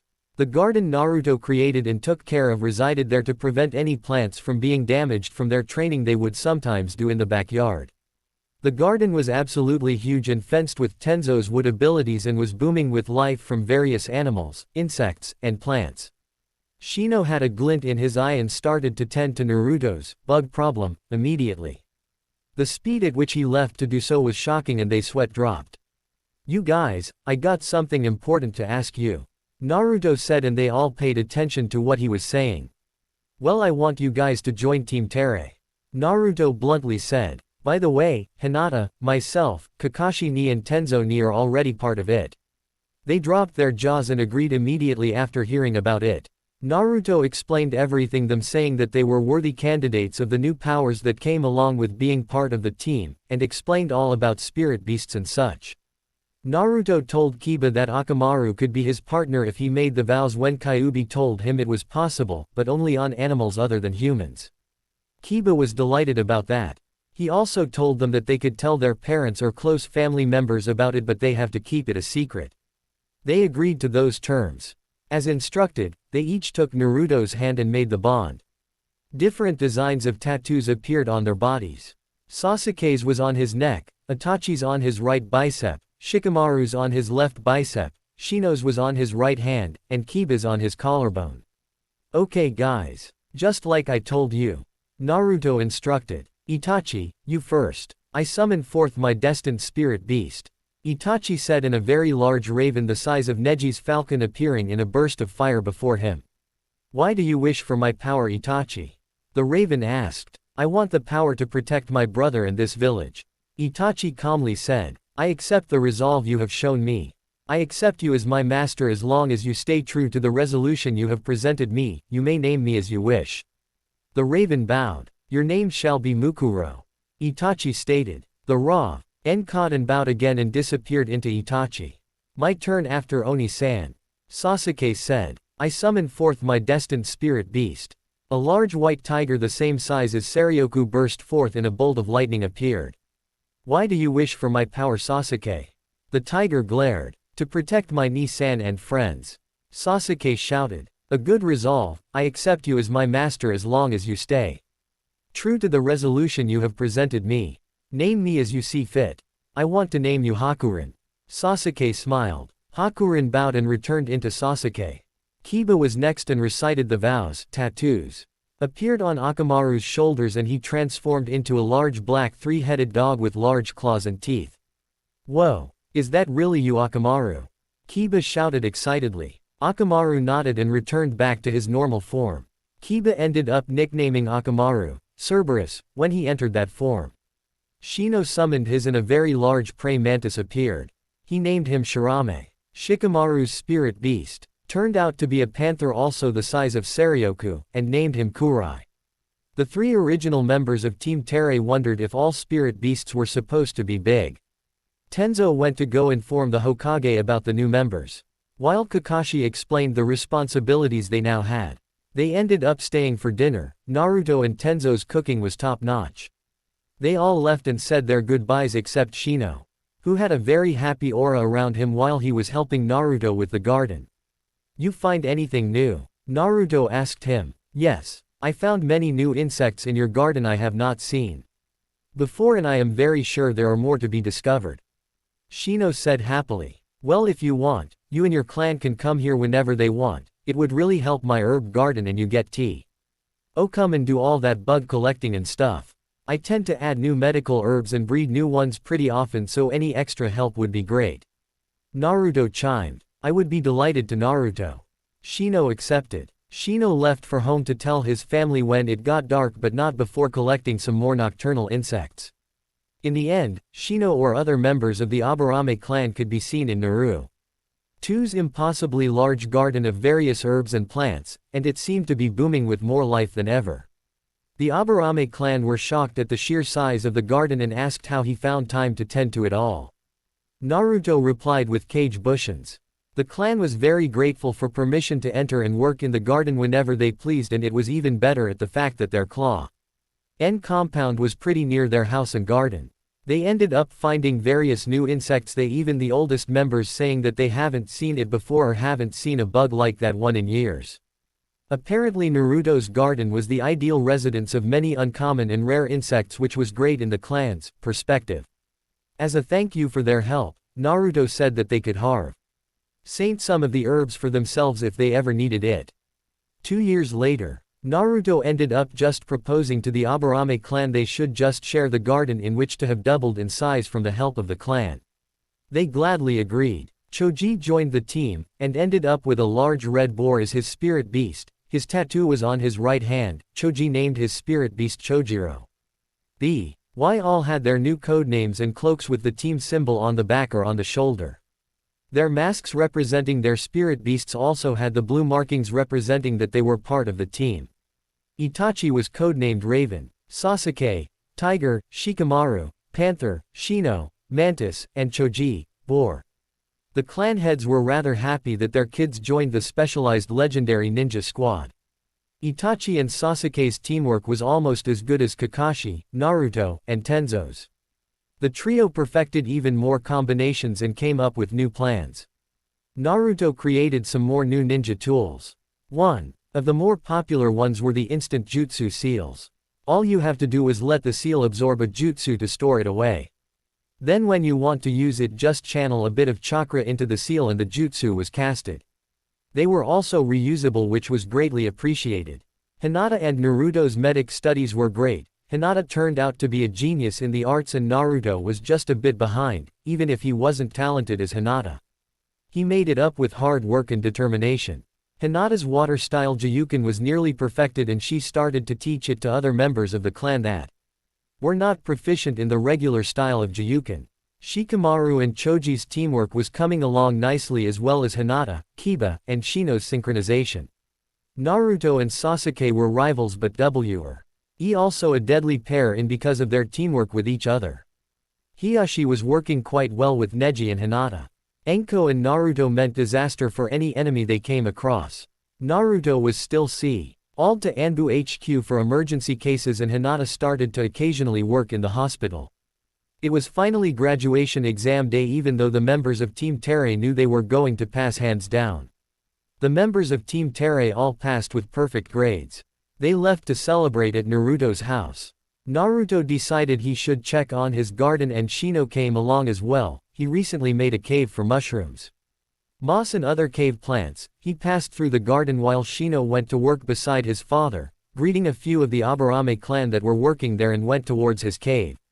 He figured he should leave the plants in there to grow on their own for a few months. But when he went inside, he was absolutely shocked. Everything in here is glowing. Is that bug glowing too?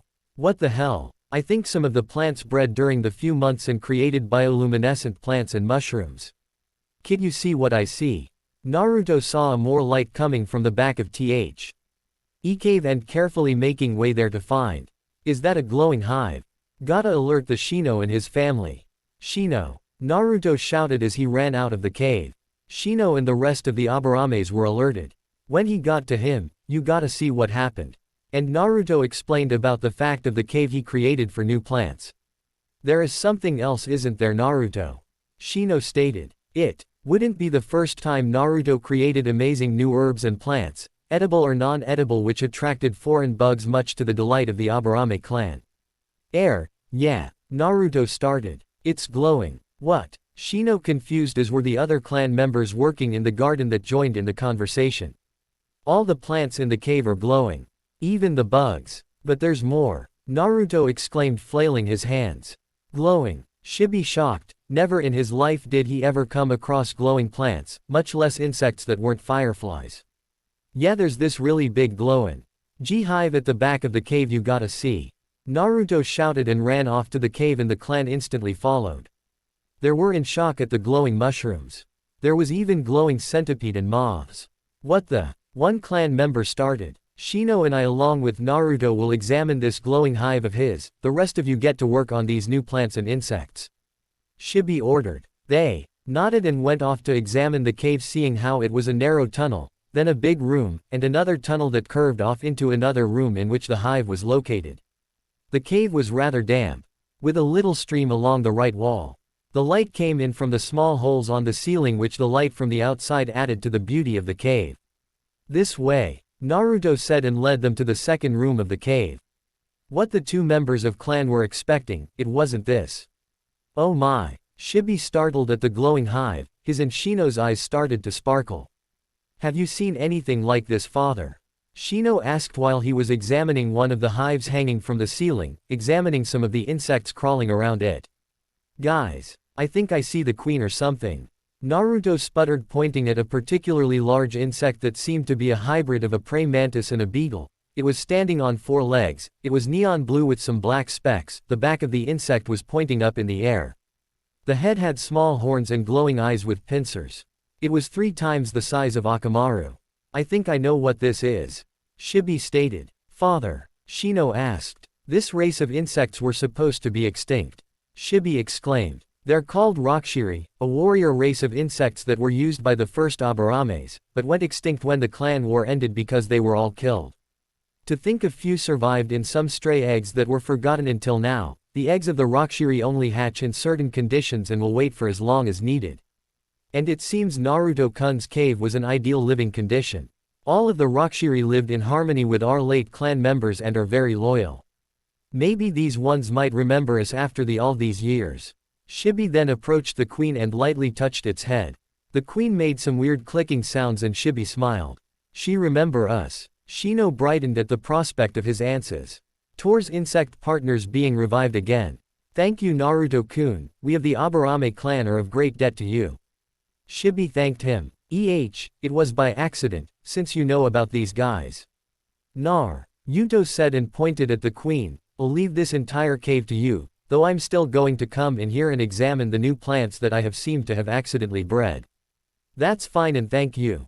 Shibi nodded. The entire Aburame clan were in high spirits of the Rockshiri returning again, and almost all of the clan visited them in the cave and helped the queen care for her hive. During this, Team Tere were eating dinner prepared mostly by Tenzo and the help of Hinata. "I wonder who's going to be on each team," Naruto wondered. The next day at the academy, the youngest members of the team sat together in the classroom. Sasuke, sitting by the window surrounded by his friends and secret teammates, was happy, mainly because all of his fangirls couldn't get seats near them as Shino and Naruto were sitting beside him. Shino was telling Naruto about the new discoveries his clan made concerning the mysterious glowing insects and the Rockshiri. Ino and Sakura came in at the same tea. Ime screeching that they were there first, and that Sasuke-kun was theirs. Then all the fangirls erupted into argument over Sasuke. Naruto, and the rest of his secret team members including Kyuubi were trying to tune out the sound and regain their hearing back to normal until Naruto started to leak some killing intent from annoyance. His teammates were scared and dove under their desks, even Shino. And Shikamaru recognized the time to hide and dove to hide beside Sasuke, who was cowering in fear. All of his friends knew about Naruto's temper. Even though he was very tolerant and patient, when he snapped he was absolutely terrifying. "Will you shut the fuck up, you goddamn banshees?" It's annoying to hear that every goddamn day. You are staining the title of Kunoichi, you useless stupid fangirls. So do us all a favor and shut the hell up before I make you shup up permanently. Naruto shouted with absolute malice and a hint of demonic sound courtesy of the Kyuubi in his voice and killing eye. NTENT was just rolling off of him in waves. For added effect, his eyes were red and slitted. His friends knew of him being the jailer of the Kyuubi and couldn't care less about it. All of the fangirls fainted, unfortunately. So did Sakura and Ino. Shino, Shikamaru, Sasuke, Hinata, Kiba, and Choji already had their first kill from missions assigned directly for the members of Team Terre, so they weren't as affected by Naruto's killing intent, but that didn't mean they weren't scared. All the extra training they did also paid off to help in their tolerance of it. Naruto instantly calmed down and sat back in his chair. His friends deemed it safe to come out of hiding and returned into their seats. Haruka then walked in to see all the girls just waking up or still fainted. What happened? They wouldn't shut up. Everyone who didn't faint said at the same time. I see. Anyways, it's time for team assignments. Team 1, Haruka said and started announcing the teams. Team 7 will be Uzumaki Naruto. Naruto perked up at his name being called. Uchiha Sasuke. Him and Sasuke did a high five. And Haruno Sakura. Haruka finished to see Sasuke with a horrified look on his face. ND Naruto repeatedly banged his head on his desk. Oh yeah, true love conquers all. Sakura squealed, making them cover their ears again. Team 8 consists of Hyuga Hinata, Aburame Shino, and Inazuka Kiba. The three sighed in relief that they were with each other, seeing as their teamwork was top-notch and they were great friends. Though they pitied Sasuke and Naruto for having the pink banshee they nicknamed her on their team. Team 9 is still in circulation. Team 10 will be Yamanaka Ino, Akamaiki Choji, and Nara Shikamaru. Haruka finished. Ino screeched at the fact that she will be on the same team as them, in which their ears were ringing from the sudden high-pitched sound. Choji and Shikamaru, though glad to be on the same team, sighed at the fact they got the blonde banshee that nicknamed her as well. Then the door opened for some Junins to walk in and collected their teams. Team 10 were picked up by Asuma, which he was aware of who was on Team Terre. Soon Team 7 and 8 were the only ones in the classroom. 1 hour later, where is our sensei? Sakura screamed, making the rest of them cover their ears. Again, didn't I tell you to shut up already? Naruto scowled. You can't tell me what to do, Naruto baka. She screeched. Hinata pulled out some earplugs and handed them to everyone but Sakura, which they gladly accepted and put them in. The remark that Sakura screeched pissed them off. Naruto wasn't an idiot. He was a genius like Shikamaru, though a more practical kind of genius, especially when it came to creating something new and unexpected. Kiba, will you do the honors? Sasuke asked. Of course, my friend. Kiba chimed and knocked Sakura unconscious. Thank God. Naruto sighed. Well, judging from the time, I have a good guess who is our sensei. They knew of Kakashi's punctuality since they were fed the most retarded late excuses from both Obito and him. Tenzo on the other hand was always on time or late by roughly an hour because he was dragging Kakashi to the meeting place. The door opened to reveal Tenzo, Kakashi, and Obito. Sorry we're late, I got kidnapped by a mad clowns that were looking for another human attraction and Tenzo here came to my rescue, and because of our awesome Junin skills we were able to escape but ran into Mario and had to help him save Princess Peach from Bowser, so we all hopped on a Yoshi to save her and using our super secret ninja techniques saved Princess Peach, and then we realized how late we were and rushed over here as fast as we could. Kakashi explained with an eye smile while Obito was full blown out laughing at this point. Their jaws were on the floor by the sheer stupidity and the unbelievably horrid excuse that Kakashi had given them. At least make it believable. Kiba pointed out. Yeah, Kak. Ashi, you have to admit it was pretty far off. At least try and make it believable and unbelievable at the same time. Obito sniggered. So Tenzo Nisan, what really happened? Naruto asked, regaining his composure, slightly. We got caught up in our training and didn't notice that it was past the meeting time until about 10 minutes to an hour late, so we rushed here. Tenzo said truthfully after recovering from Kakashi's retarded late excuse. Anyways, meet us at Training Ground 7, and shunshined off. Sakura woke up in time to hear instructions. They shrugged and shunshined to Training Ground 7, leaving Sakura behind. Training Ground 7. They sat and waited a good 20 minutes before Sakura arrived panting. Took you long enough, Kiba remarked. It's not my fault you left me behind.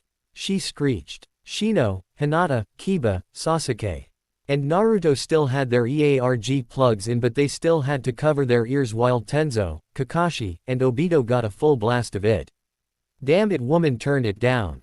My ears still hurt even with my earplugs, Naruto told her. The rest of them were nodding with Naruto while Kakashi, Tenzo, and Obito tried to regain their hearing. Okay, new rule, never screech like that again. Kakashi grumbled while the rest agreed. Kakashi-senpai and I will be training you together, Tenzo explained. They grinned at that. Why don't we start with introductions? You know the usual names, likes, dislikes, hobbies, and dreams. Kakashi smiled. Why don't you show us how it's done, sensei? Sakura asked. They all just stared at her for the sheer stupidity of her question. Are you retarded or something? They all thought, including the Kyuubi. That has got to be one of the stupidest requests I've ever heard. Naruto deadpanned. Sakura blushed at all the attention she was getting and shrunk a bit. Okay. My name is Hitaki Kakashi. I don't have that many likes, I do have a lot of dislikes, I have a lot of hobbies. My dreams. None of your concern, Kakashi said. They LL sweat dropped even though everyone except Sakura was kind of expecting that. Your next bench, I mean Pinky. Kakashi pointed at Sakura. The rest were sniggering at the nickname they gave her that. He almost said before correcting himself. I'm Haruno Sakura, I like. Stares at Sasuke. My hobbies are, glances at Sasuke. My dreams are, glances at Sasuke and squeals. Aha, fangirl and stalker. They thought and rolled their eyes. And your dislikes? Kakashi questioned. Ino pig and Naruto baka. Sakura scowled. They all glared at her for that and she didn't know what she did wrong. My name is Uzumaki Naruto. I like ramen, friends, my family, my garden, and a certain fox. I dislike traitors, those who hurt my friends and family, fangirls, people who hunt animals for fun, arrogance, whining and complaining, and two certain banshees. They snickered at that, except Sakura, who didn't know what he was talking about. My hobbies are gardening, training, inventing new things and tactics, and spending time with my friends. My dream is to surpass all the previous Hokages. Naruto saluted. My name is Uchiha Sasuke. I like my friends, my brother, and learning new techniques. I dislike a certain Uchiha, fangirls, traitors, and being weak. My hobbies are training with my friends, and hanging out with them. My dream is to revive the Uchiha clan and restore the Konoha police force. I guess it's my turn. My name is Yamato Tenzo. My likes are my surrogate family, friends, teammates, and learning new things. I dislike traitors, tardiness, whining and complaining, and fangirls. My hobbies are training, reading, and cooking. I don't have a dream at the moment other than make sure my team become great shinobi. Tenzo said. My name is Aburame Shino. I like my friends and family, garden Naruto-kun created and shared with my clan, and insects. I dislike those who hate insects, pesticide, traitors, and fangirls. My hobbies are collecting and studying insects found in Naruto-kun's garden that he shares with our clan. Taking care of my hive, and reading. My dream is to become a respectable clan head and return the Rokushiri back to its former glory. Shino stated. Yo. My name is Inuzuka Kiba. I like my friends, family, Akamaru, and food. I dislike house cats, cleaning our clan's kennel, traitors, perverts, and fangirls. My hobbies are training with those I like. My dream is to become the best clan head ever. Kiba grinned. My name is Hyuga Hinata. I like my friends, family, and flowers. I dislike traitors, the caged bird seal, my clan elders, fangirls, and people who hurt my family and friends. My hobbies are reading, flower pressing, spending time with my friends, and training. My dream is to remove the caged bird seal and unite my clan and also to become a good clan head. Hinata smiled. Okay, now that's out of the way, let's on to the real test, shall we? Kakashi smiled. Sakura was about to screech something before Sasuke slapped his hand over her mouth, shutting her up. Don't even think about it. Sasuke growled and let go. We did this already though, we all that you're going to do the bell test, which we've done, how many times? Naruto asked Shino. Shino readjusted his sunglasses and replied, 48. See. Naruto pointed out. You kept count. Kiba raised an eyebrow while Shino didn't reply. Sorry Naruto, it's protocol. Kakashi smiled. He pulled out 2 bells and so did Tenzo. You have to get these bells from me by this evening and the one who doesn't gets sent back to the academy. But sensei, there's only 2 bells. Sakura said why. The others just stared at her with disbelief. Yeah, we can all count you know. Sasuke sighed. Anyways, go. Tenzo commanded and Shino, Hinata, Kiba, Naruto, and Sasuke took off together. Sakura went in the opposite direction. Sasuke-kun, where are you? Sakura shouted moments later. Is she stupid or something? They thought. In the trees nearby. I got a plan, listen up. Naruto whispered to them. They all nodded and paid full attention to him while he explained his plan. They executed their plan perfectly. Sakura wasn't with them because apparently she was knocked out by AD rank genjutsu. Which is pretty pathetic for a girl who specializes in genjutsu. When Naruto asked her for his help with the plan he came up with, she shrugged it off and said that she wouldn't work him as she was too busy looking for Sasuke-kun. In the end she was tied to the post. Kakashi explained to her that if she didn't get her act together, mainly getting rid of her fangirl tendencies, that she would be putting the entire team in danger, and depending on the mission, even the village. Sakura shut up for a while. They untied her then. Dynamic entry. A green blurred into the area in a swirl of leaves. Dynamic entry number 2. A smaller green blur swept in. God damn it Lee. Guy-sensei. Get back here. A girl with buns on her head came running in. Every time. Neji sighed as he ran after the girl. Oh no. Kakashi sighed as he put his hands on his masked face. Why? Tenzo shouted. What's Ro? Naruto said until he saw them. Kakashi, my eternal rival. How very youthful of us to meet here. Are these your youthful students? The man with the bowl cut, extremely thick eyebrows, and green spandex challenged. Are they as youthful as my Lee? Well, there's Naruto. Kaka. She started and pointed at Naruto before. Guy-sensei, thank you. You are the most youthful sensei in Konoha. Lee shouted. Lee. Guy shouted. Man hugged his student. Guy-sensei. Lee shouted as he returned the hug. Then a sunset appeared in the background. They were suddenly on a cliff beside the ocean with waves crashing against it. Lee. Guy-sensei. They rest were watching in utter horror. Or as they continued to see them hugging each other while yelling each other's names with anime tears. My eyes. They burn. This is illogical. Sunset should not occur for 4 more hours, how is this possible? Shino asked stunned. What's illogical is them? Sakura mumbled. Kai. Oh my god. The sunset isn't going away. It's real. Kiba stared wide-eyed. Is that green spandex? Hinata wondered. Yeah it is. The abominations of fashion. Sasuke said. Why now? Why today? Why ever? Kakashi shouted into the sky and Tenzo sweat dropped. Naruto walked to them, hypnotized by the sunset.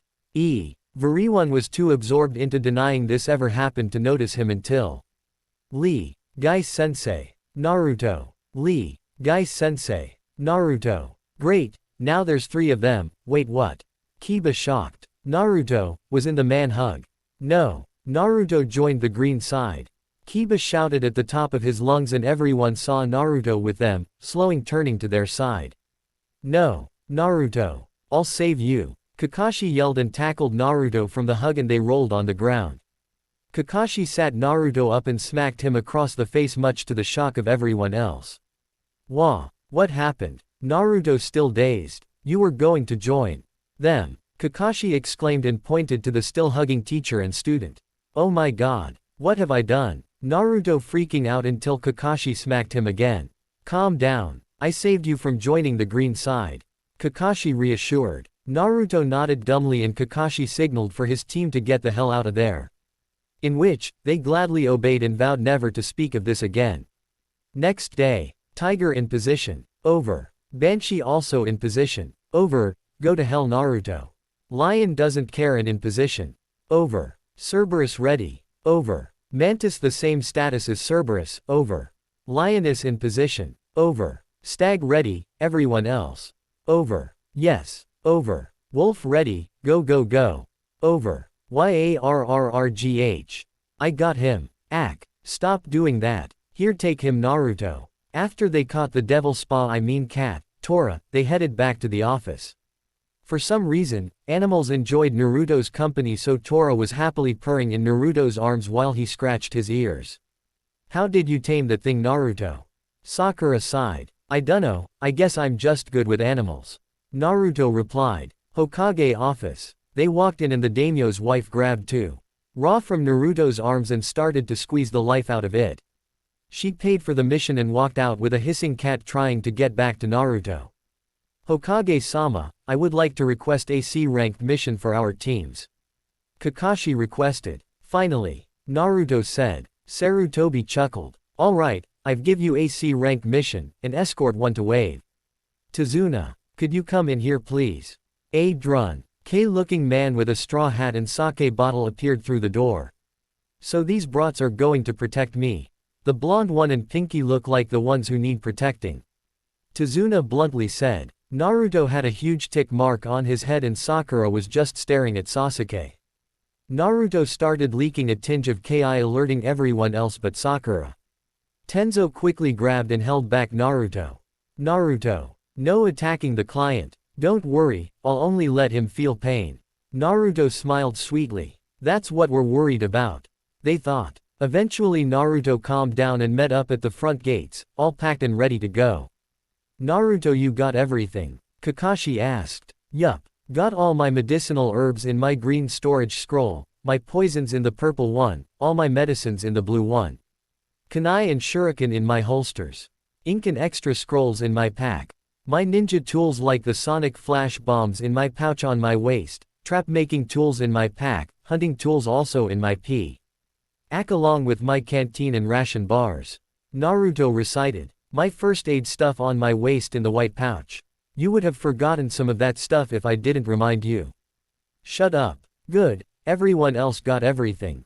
Tenzo asked. Hi, Tenzo-sensei. They chorused. Then let's go. Kakashi beamed and they started to head towards Wave. A few hours later. Couldn't we ride on our spirit beasts? It'd be so much faster.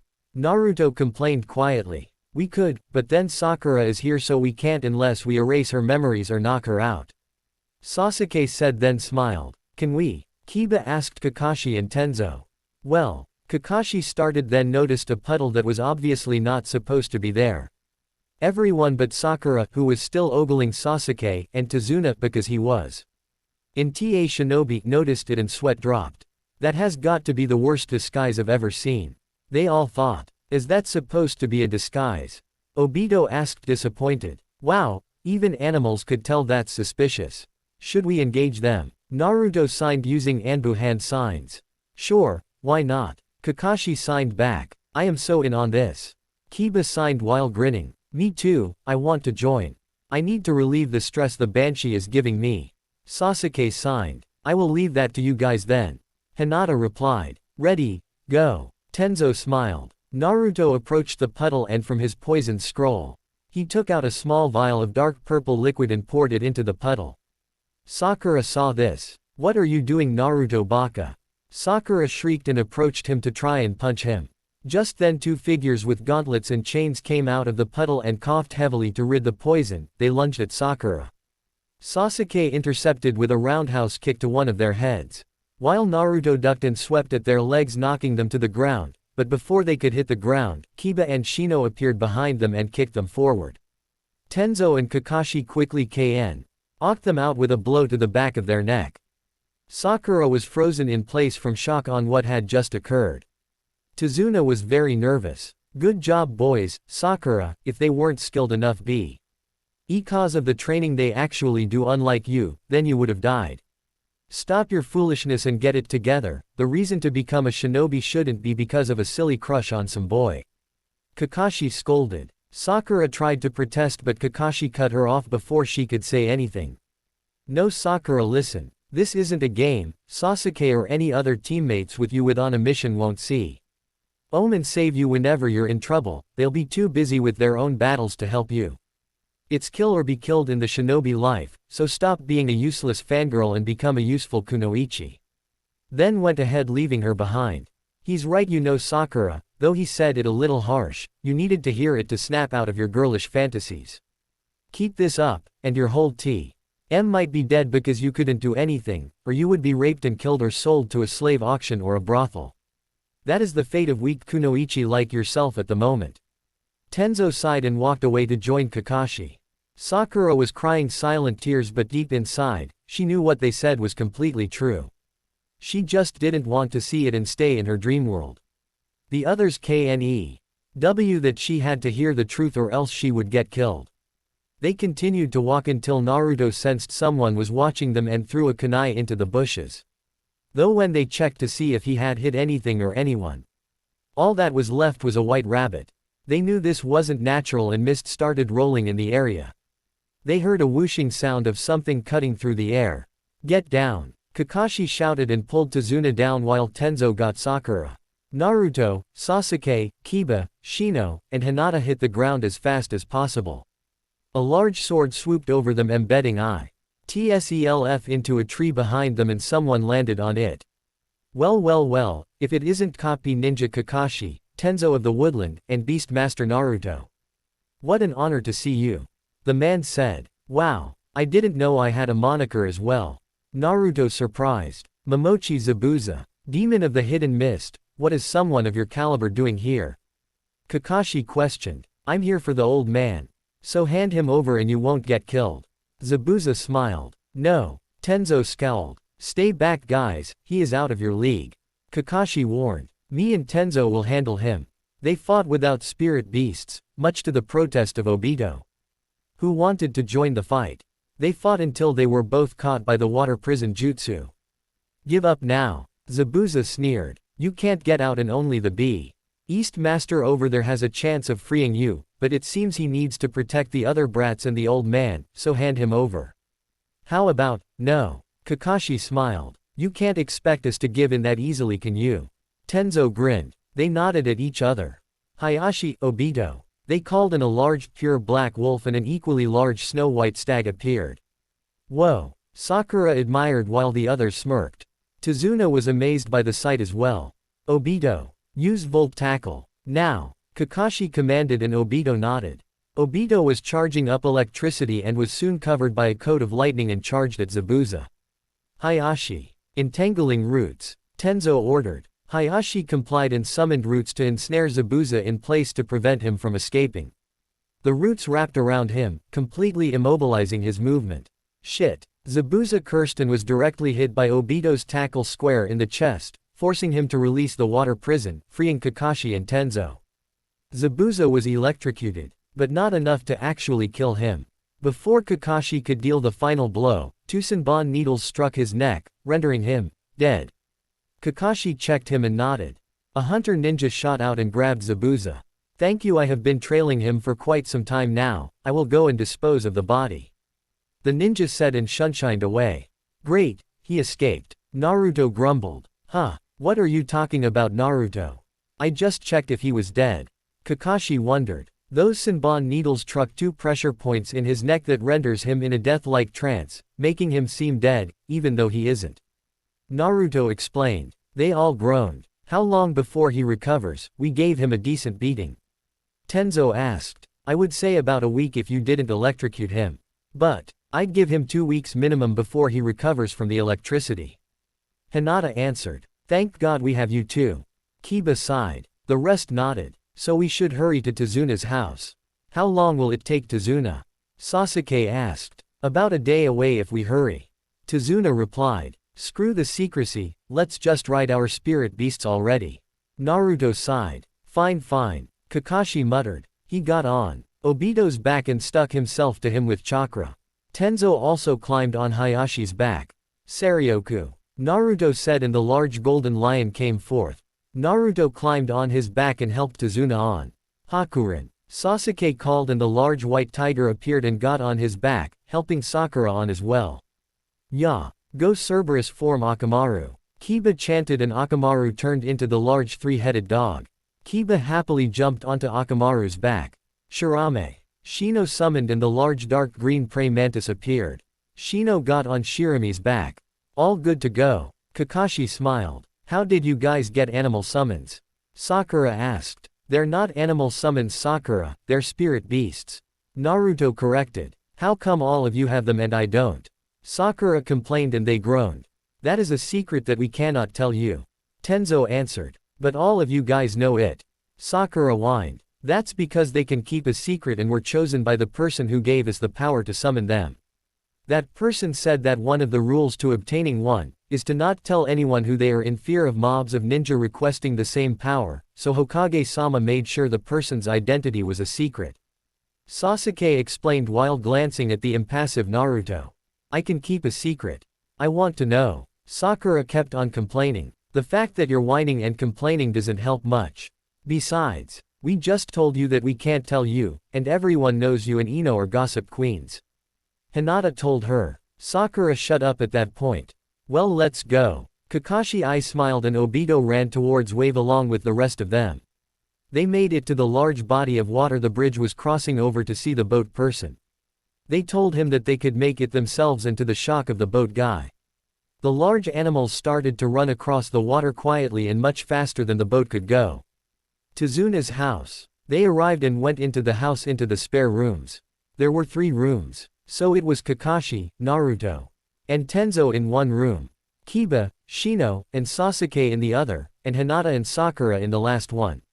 After a good night's rest, they went into the forest near the house to do some training. Okay Sakura, since you're the weakest one here with the least training, you are going to climb trees without hands by molding chakra to your feet. Like so. Kakashi smiled and walked up the tree. Sakura gawked. The others already know how to do it, so work on this. When you have completed this task, run laps up and down the tree to increase your reserves. Sakura nodded and walked up the tree on her first try. Perked up at the fact she got it so easily, she started to do laps as she was told. Hey Hinata, we should get to work on that. Naruto whispered to her. Hinata nodded. Me and Hinata are going to work on something together, so we will be back later. Naruto told them and ran off with Hinata. They shrugged and went off to help Tazuna with the bridge. In a clearing near the house and training ground, Hinata and Naruto were working on medic kits for their team. They created homemade burn cream, salve for cuts and abrasions, special medic bandages that was tray, aided with a special mixture of herbs that stopped bleeding and prevented infection. There was also a special viscous gel when applied to cuts that bled too much, it would stop the bleeding entirely so it could be wrapped with regular bandages.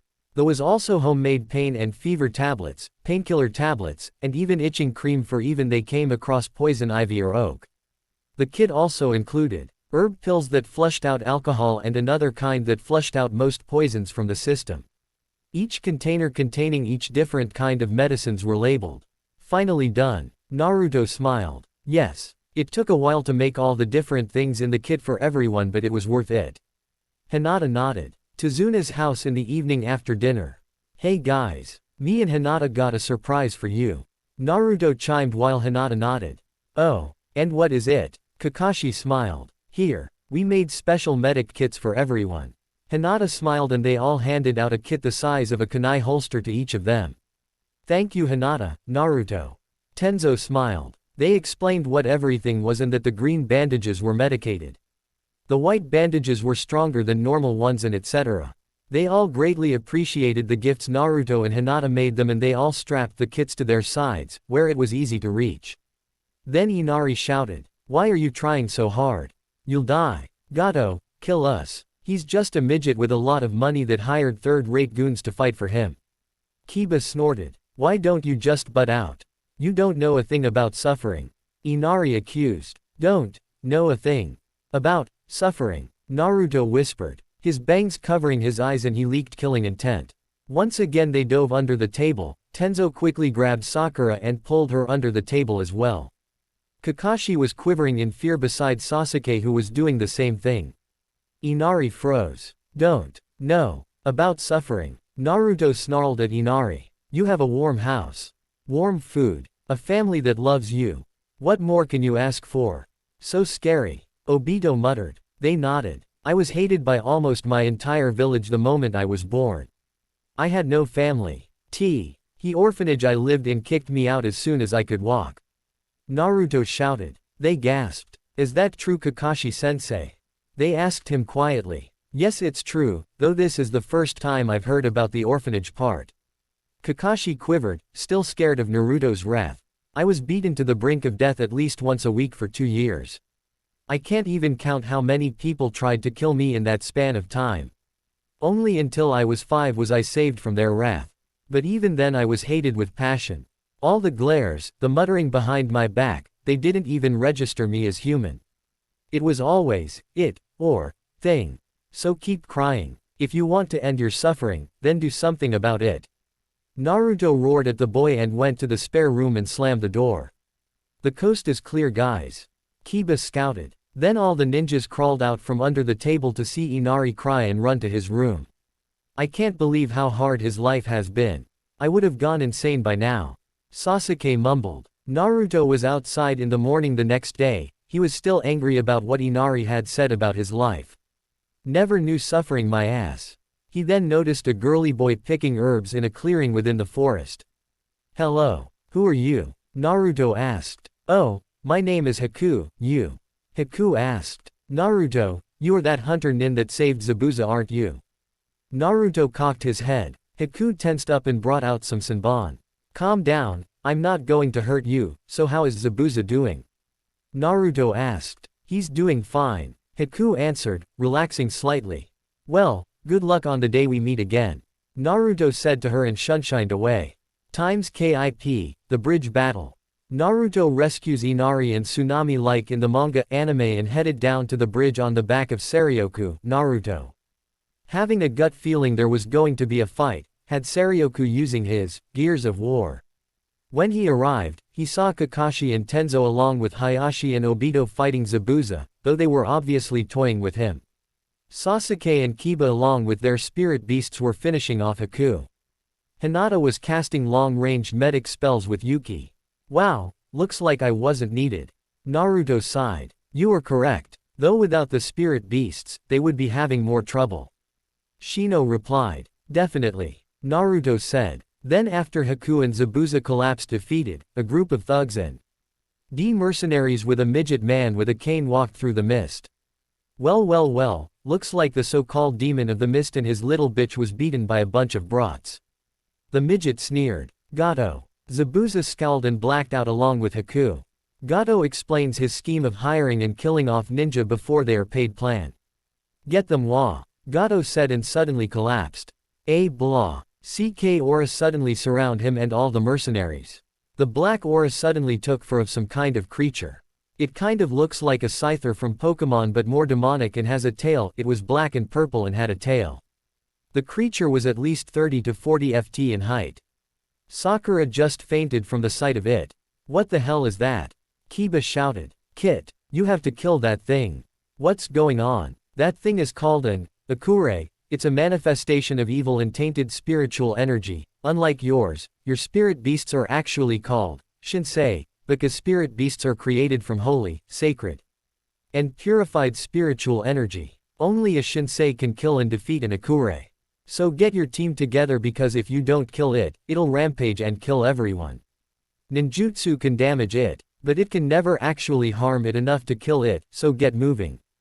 On it. Guys. Team up. Now. Naruto commanded, and they all got together in their fighting stances. Do you know what that is, Naruto? Kakashi asked, eyeing the beast. It's called an Akure. It's the opposite of our spirit beasts or the official term, Shinsei. Only Shinsei have the ability to kill Akure, which is basically evil and tainted spiritual energy taking a living form. If we don't kill it, it'll rampage and kill everyone. The fox said that ninjutsu can harm it, but not kill it, so basically, only members of Team Terra can defeat these things. Naruto explained. Are you kidding? Sasuke shouted. Let's bring it down. They nodded. Hinata, stay back and protect Tazuna and support us from the back. Naruto, Sasuke, Kiba. And I will do close combat while Tenzo and Shino do the long range. Kakashi ordered. They all got to their positions. Saryoku. Roar of courage. Naruto commanded. Saryoku let loose a loud roar. Orange light surrounded the members of Team Terra and their partners, increasing their attack power. Obito. Aspect of the pack. Kakashi told him. You got it, Kakashi. Obito MPLIED and let loose a snarl while glowing with a blue aura, then the blue aura surrounded them and increased their speed and agility. Bestial wrath. Kiba and Sasuke shouted, Cerberus, Akamaru, and Hakurin had their fur go red and they grew in size, making Kiba have a dog tail and ears with lengthened claws. Sasuke had tiger ears and tail, also with lengthened claws. They both got on all fours and growled. Feral form. Lightning. Kakashi yelled and Obito then turned into a lightning wolf. His whole being was lighting except for long blade-like claws and a blade-like horn on his head. Naruto T. Hen recalled Saryoku and summoned Kurogane, the large pure black griffin. All attack from the sky. Naruto told them. Gears of War. Kurogane then had navy blue battle armor fit with a saddle equipped. Naruto jumped onto Kurogane's back and flew off. Hayashi. Use barrier to protect Tazuna, Sakura, and Hinata. Tenzo ordered. As you wish, master. Hayashi bowed and reared up on his hind legs and make an animalistic sound. A green barrier that had a design like a turtle shell and took form of a dome that had Sakura, Hinata, Tazuna, Zabuza, and Haku. Those two just happened to be near them. Use nature's grace so you can power up your earth abilities and use entangling roots on that Akure. Hayashi was covered in a green aura, with some leaves swirling around him. He then stomped one of his hooves down. The Akure screeched as extremely thick and thorned roots wrapped around him, preventing movement. Shirame, use insect swarm to drain that Akure's energy. Shino commanded. The large praying mantis complied. He glowed an olive green and made some clicking noises. A swarm of spiritual insects surrounded the Akure, draining its energy, making it screech even more. Sasuke and Kib. Charged the creature along with Hakurin and Cerberus. Use Thunder Fang Hakurin. Sasuke shouted as he punched ahead with Kiba. Molten Claws Cerberus. Kiba called out as he landed from the punch. Hakurin roared and latched on and bit into the shoulder of the creature, making it cry out in pain as volts of electricity coursed through its body. Cerberus took the front of the Akure and with a claw that glowed lava red, slashed across its chest, making it shriek again. After Cerberus was out of the way, Kakashi and Obito came plowing through. Use Lightning Spear. Kakashi ordered Obito. He nodded and his horn charged out with electricity, making the horn abnormally larger than normal. Obito charged and pierced the chest of the Akure and retracted, landing about 10 feet away from the creature.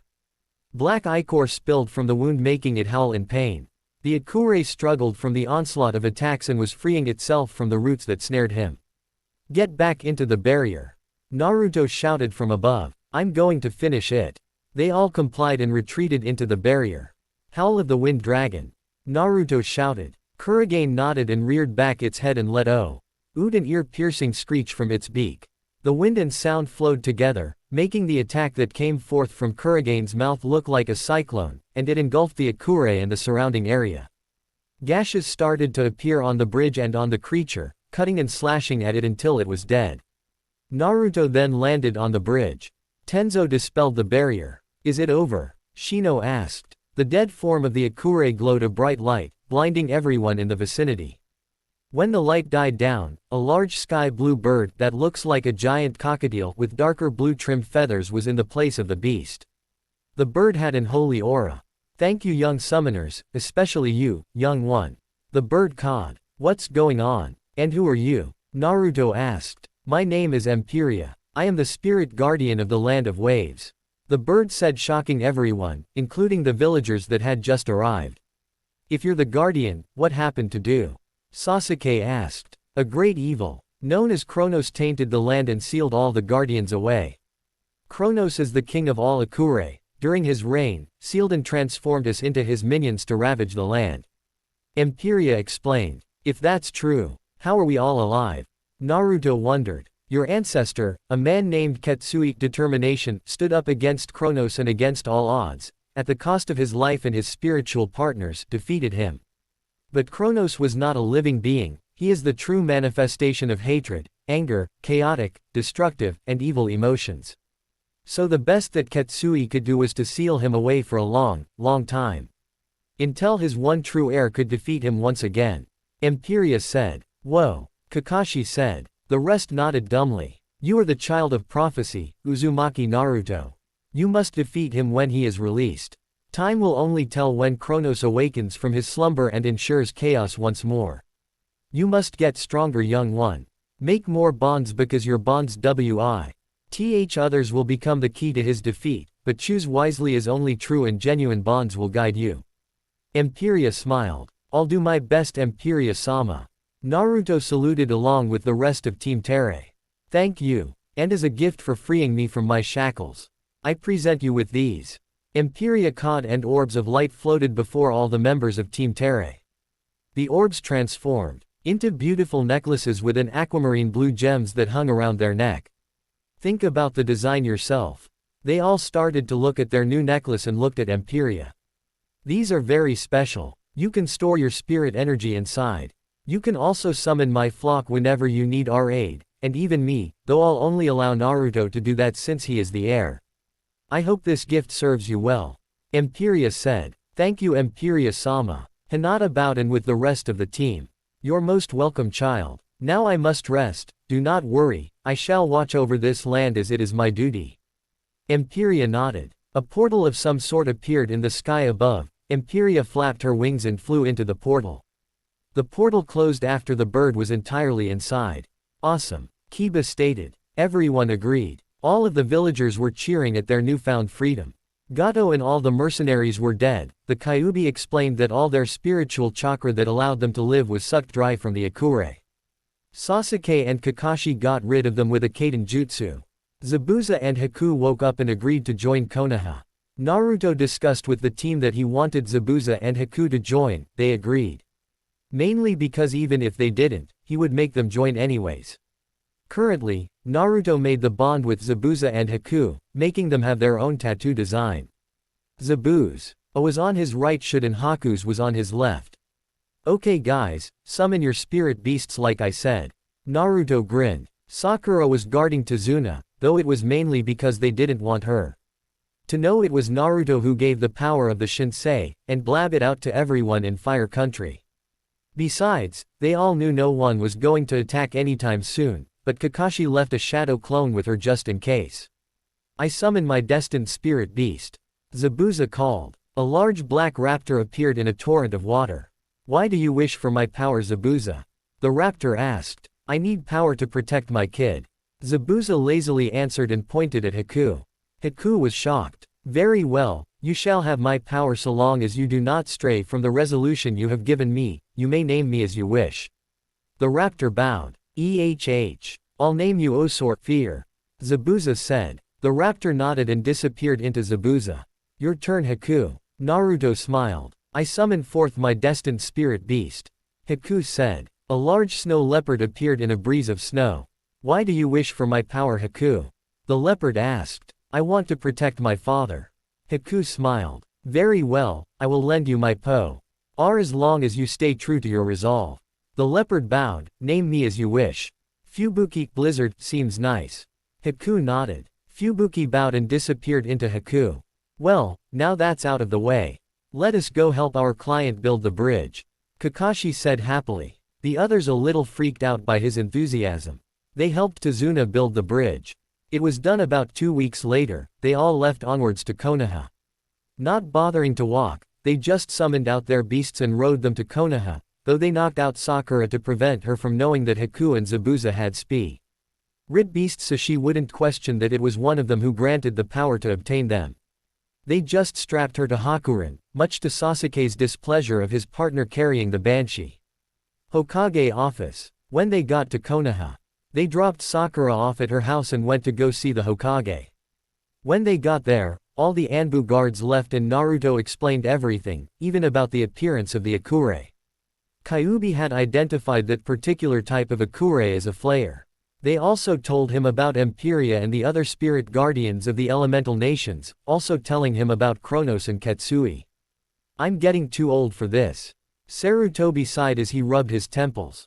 Anyways, Zabuza and Haku are now reinstated as shinobi of Konoha, though Zabuza will be on probation for a month. Good enough for me. Zabuza shrugged. They all left. Sarutobi gave Haku and Zabuza keys to their own place, so they left to check it out. A large tome that was pretty damn thick appeared in Naruto's hands. It had many runes and odd-looking designs, but what was noticeable was the fact that there were chains bounding the book closed. What's that? Sasuke asked. Kyuubi said this has information on the Akure.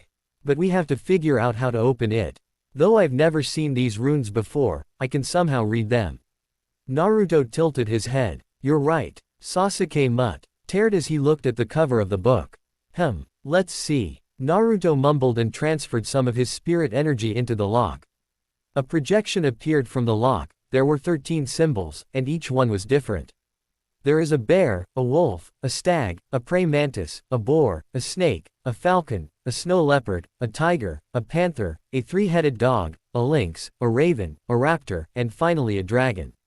The colors were faded and dull. And also transparent. The dragon symbol was in the middle while the others surrounded it in a circle. The dragon suddenly glowed and regained its vibrant colors, and looked almost alive.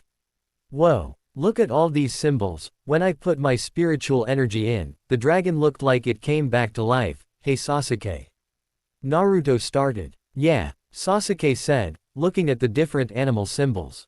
Try putting some of your spirit energy into the lock. Naruto told him. Sasuke nodded and did what he said. The tiger symbol then regained all of its colors and seemed alive, just like the dragon. I get it, each symbol represents one of us. And in order to open it, we have to get everyone here. Naruto nodded. I'll summon them right now. Sasuke nodded. Naruto then put chakra into his tattoo. I need you guys here, I have some very important information you guys might want to hear. Just then the entire ranks of Team Terei appeared in a puff of smoke in the large living room. What's up Naruto? Kakashi asked. Kyuubi gave me a book on the Akure we ran into. Naruto explained, shock evident on their faces. There's a lock on it, and from what I could tell, I need everyone here to put a bit of their spiritual energy to completely unlock it. As you can see, only the dragon and the tiger symbols are lit up. They represent me and Sasuke. Suru, Tobi said and put his hand on the tome and transferred some energy. The bear symbol lit up. I see, each one represents one of us. One by one, each of them placed some of their energy in. The lock shattered into spectacles of light. Naruto opened the tome and flipped through the pages. He then found a picture of the Akure that they ran into on the bridge. Hey, this is the demon we killed on the bride, it's called a devil flayer. Naruto said and showed them the picture. It says it's a B-ranked Akure. Itachi read off the page. B rank. I wonder what an A or S rank is like if that was a B rank. Kiba said. Yeah, it wasn't that hard killing it since there was so many of us, but if we come across more by ourselves. Naruto shuddered. Yes, well, keep a good lookout, if you guys encountered one. There might be more appearing now. I'll send a message to all villages warning them about the Akure. Sarutobi said. But we must be careful with that information Hokage-sama, th. Other villages might demand the same power we all have, possibly go as far as to kidnap Naruto for the power of the spirit beasts. Hiashi warned. Yes, that is another thing to take into consideration. But it is possible if Naruto finds one whom he truly trusts from other villages that we give that power to them, though of course they have no way of spreading that power anyway. More so if that person happens to be a Jinchuriki. Sarutobi said. I really don't want to give one to Kumo. Hiashi sighed. And I don't want to give one to Iwa. Kakashi also sighed. I'm siding with Kakashi on this one. They could use that power against us. We're still hostile with Iwa and Naruto as the son of Sensei, the Yondaime. They are most likely take Naruto's head before they take his special power. Or worse, they could capture him and turn him into breeding stock. Obito said. They nodded. I just remembered, Empiria said that there was one guardian for each country, so, where's ours? Naruto asked. Now that they thought about it, only the Wave Guardian was freed, so where was the Fire Countries? Let's see. Empiria was freed when you fought off the Devil Flayer, maybe the boss Akure of a group of them lets you free them. If we kill the boss, then we free our guardian, but none have shown up or have been reported, maybe the one in Wave was the start of a big cycle that will happen. Shikamaru suggested. That makes sense. Neji nodded. Yeah, Choji remarked. The secret meeting between the beast holders ended sometime after the discussion and they started to get ready for the Chunin exams. Hey Kit, You have enough spiritual energy to have me as a partner, and I already made the bond, so don't hesitate to summon me. I need some outside time once in a while. Okay, thanks Kyuubi. Examination room. Team 7 just entered the room. Sasuke-kun. Ino shouted and glomped him. Oomph. Sasuke grunted. Get your filthy hands off Sasuke-kun. Sakura screeched at Ino. They continued to argue and Sasuke managed to sneak away by using his assassination training from Kakashi. Will you guys keep it down? You're just a bunch of brats fresh out of the academy and you're already making enemies. A gray-haired man with glasses said and pointed at the other genins. And who might you be? Shikamaru asked. My name is Kabuto, and if you want information, I'm your guy. I got these info cards. Just tell me who you want to look up. Kabuto grinned. No thanks, though a mere genin like yourself shouldn't have things like info cards, unless you're not who you say you are. Naruto looked at him suspiciously. Kabuto was feeling slightly nervous. Alright, shut up you maggots and get to your seats. Ibiki shouted. Skip the test. And you all, pass. Ibiki grinned. What about the 10th question? Tamari shouted. There was no 10th question, you just wanted to see if we had the guts not to abandon the mission. Naruto deduced. Correct. Ibiki smiled. Team Terei sudden felt a presence near them. A bundled cloth with kunai smashed through the window and unraveled. The words stated, the hot, sexy, and single Mitarashi Anko. Proctor of the second exam. Everyone's sweat dropped. Alright maggots. Get to training ground 44 pronto. Late and you're disqualified. Anko grinned and leapt off. Team Terei followed her with their teams. Skip to when they enter the forest. Did you feel that? That grass nin felt very evil. Naruto whispered to Sasuke. Sasuke nodded. I recognized that vile chakra anywhere, that's Orochimaru. What? Are you serious? No joke, I'd know that snake scent anywhere. Orochimaru is here, and I think he's after your Sharingan teammate for his bloodline. Damn, I feel a presence west off here, and they're not your other teammates, see if you can grab a scroll off them. Alright, come on out, I can sense you three. Naruto called out making Sakura confused. What are you talking about Naruto baka? There's no one here. Sakura screeched him and tried to punch him but Naruto merely sidestepped out of the way. No he's right, there is someone there. Sasuke said after checking out Naruto's assumption. Oh, you're good. Then a group of rain ninja came out of the trees. Sasuke. Naruto called out. Sasuke nodded and they both stood by each other. They started weaving seals at a pace that rivaled most Junins. Fire style. Grand fireball. Sasuke shouted and blew out a massive ball of fire. Wind style. Great breakthrough. Naruto yelled out a second later and the wind clashed with the fireball, making it go white hot and sped up impressively. Only two off the rain nins dodged in time but the other couldn't completely make it out and his leg was severely burned. You'll pay for that. And they charged them. They both too. Okay out some ordinary katanas and slashed them. Sasuke and Naruto brought out their weapons that Naruto himself forged. Kyuubi sent him the knowledge and all Naruto needed was the practice, soon he made very high-grade blades. Especially when he used a rare combination of metals that resulted in a metal called elementium. It was much better to use than the other metal that could channel chakra. Though elementium was harder to forge with, the results were incomparable with normal chakra blades. Elementium could channel elemental chakra way better than other metals. The metal was a silvery blue color. Naruto brought out his sword, Master Sword from Laws, make the hilt and guard your choice of design, and Sasuke's was also a katana-like sword, his sword from Shippuden. They both used their weapons to guard against their enemies. But the enemies' blades, well to be blunt, they sucked. So Naruto and Sasuke easily broke them and slashed at their tendons, rendering them from movement. Kyuubi had taught Naruto the dragon style and kitsune style of kenjutsu. Sasuke learned the Uchiha clan style from his brother. Give us the scroll and you won't die. Naruto commanded. The rain nin whimpered and tossed him the scroll. Team 7 dashed off when they checked it was the scroll they needed. That was fast, Sasuke said. Sasuke-kun, you were amazing. Sakura squealed. Next time, be useful instead of standing there. Naruto sighed. Sakura glared at him then went back to ogling Sasuke. They kept running toward the tower until a huge snake came crashing in, heading for Naruto. Naruto quick. Lee unsheathed his sword and channeled his wind chakra into his sword, making it much sharper and deadly, and cut the snake in half, making it go up in a huge puff of smoke.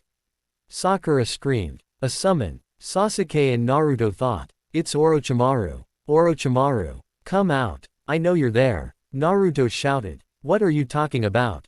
Sakura stared. Kuku, how did you know Naruto-kun? Orikima. Ru grinned and slithered from his hiding spot and ripping off the face he stole off the poor grass ninja.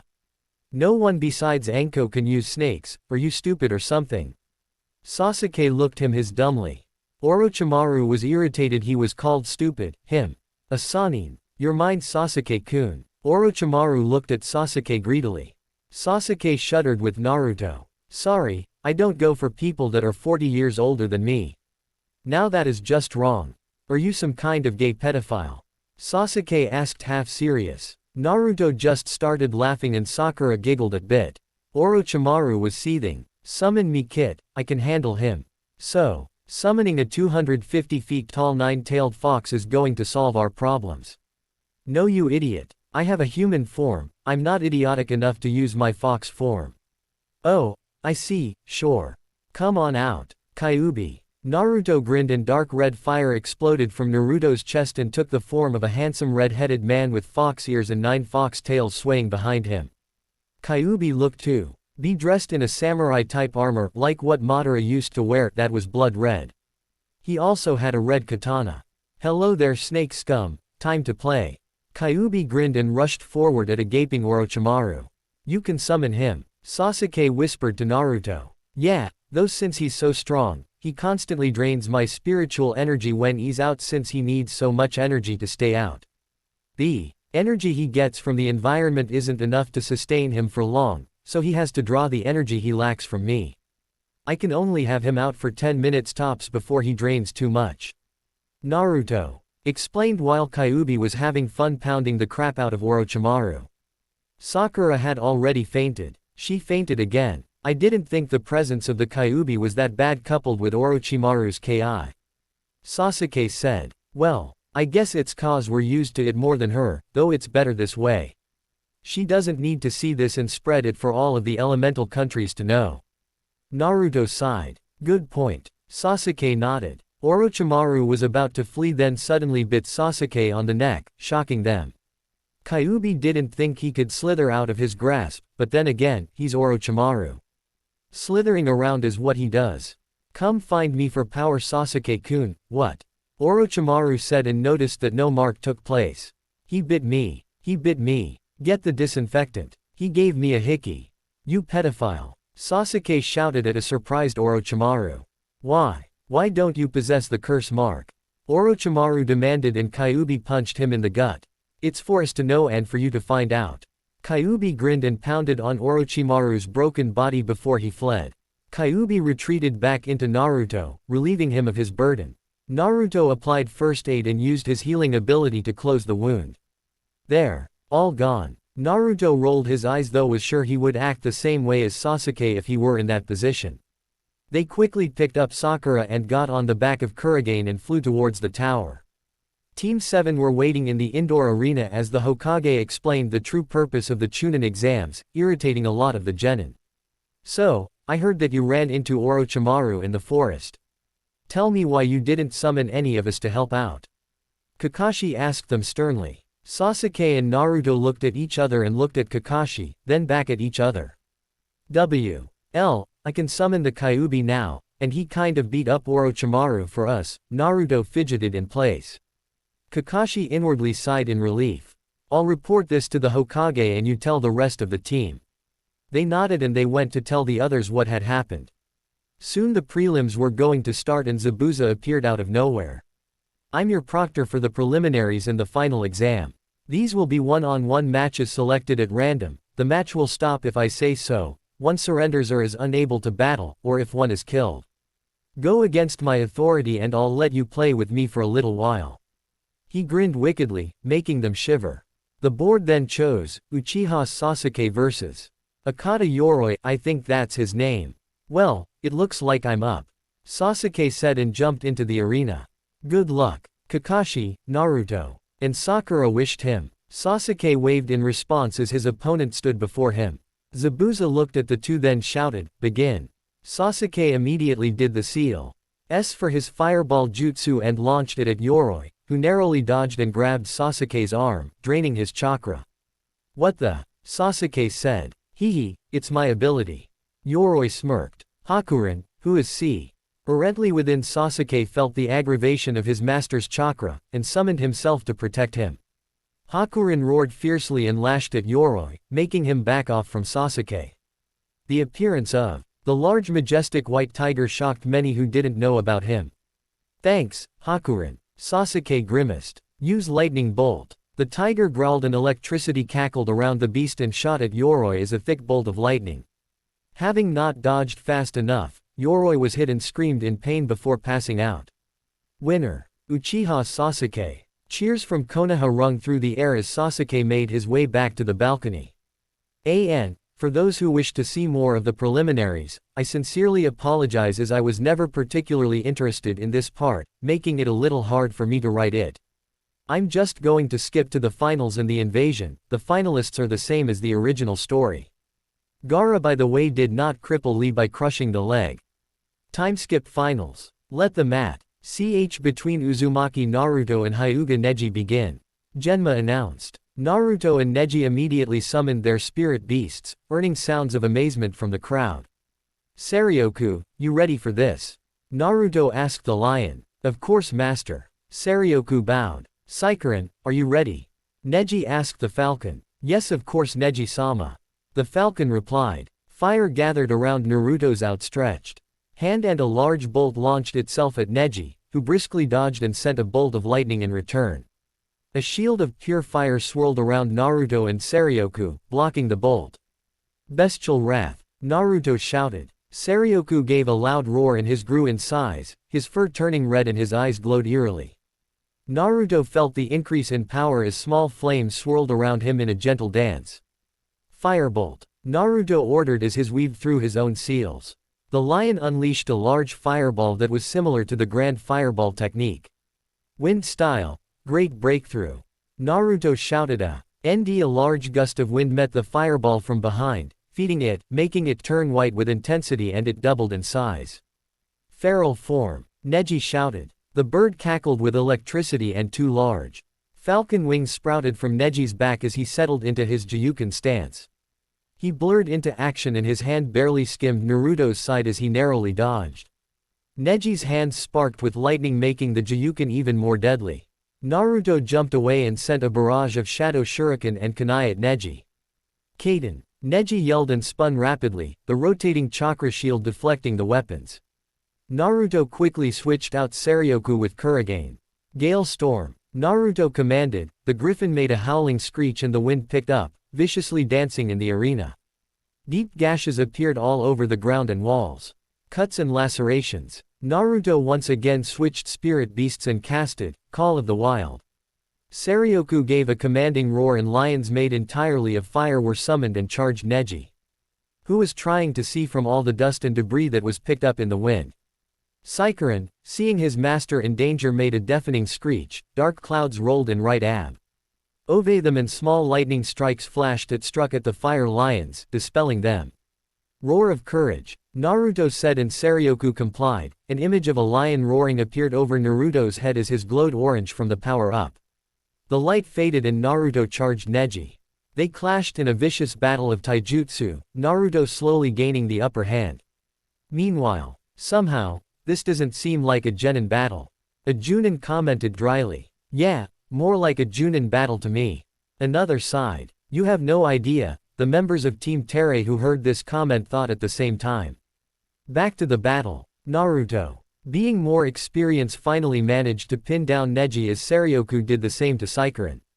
Winner, Uzumaki Naruto. Genma called the match. Cheers erupted from the stands. Both spirit beasts returned to their master's body as Naruto helped Neji up and healed his wounds. "Hehe, you're getting better, Neji." Naruto grinned. "It's nice to know that I have lasted longer than last time." Neji nodded in approval as they shook hands.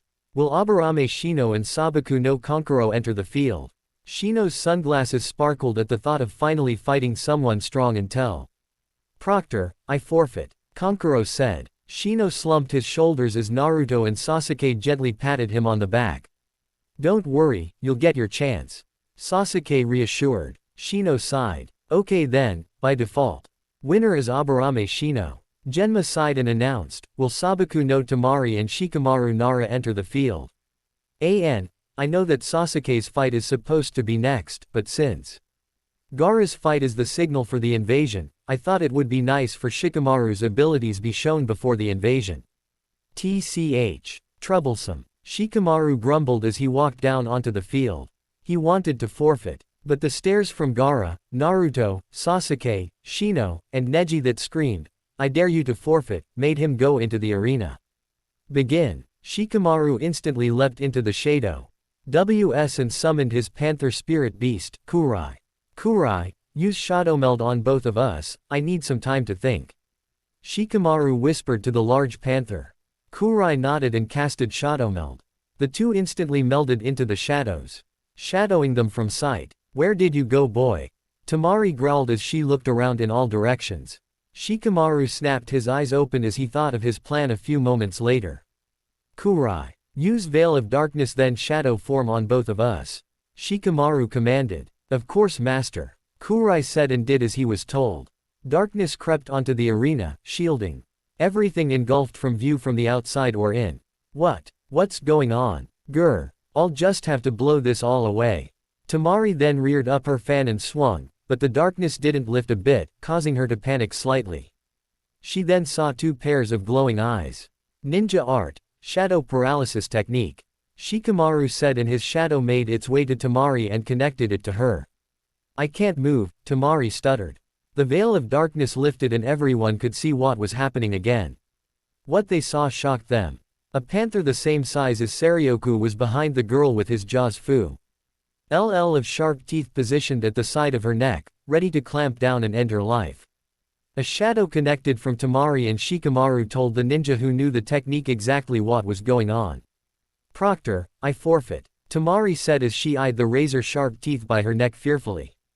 Winner. Nara Shikamaru. Genma shouted and cheers met this announcement. Yeah, Shikamaru. You kicked her ass. Kiba shouted from the stands. Troublesome. Shikamaru sighed and went back to the waiting area.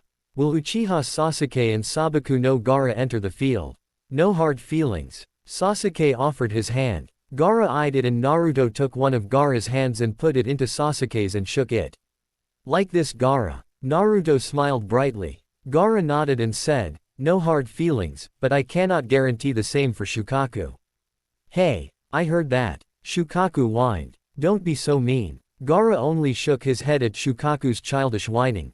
Sasuke and Gaara entered the field and sand and fire met each other in a devastating clash as soon the match begun. Fire style. Grand Fireball Jutsu. Sasuke shouted and blew the fireball at Gaara, who blocked it with a shield of sand. Feathers fell from the sky, making the civilians and a few of the observing genin and academy students fall asleep and slump in their seats. All the ninja knew it was a genjutsu and released themselves from it.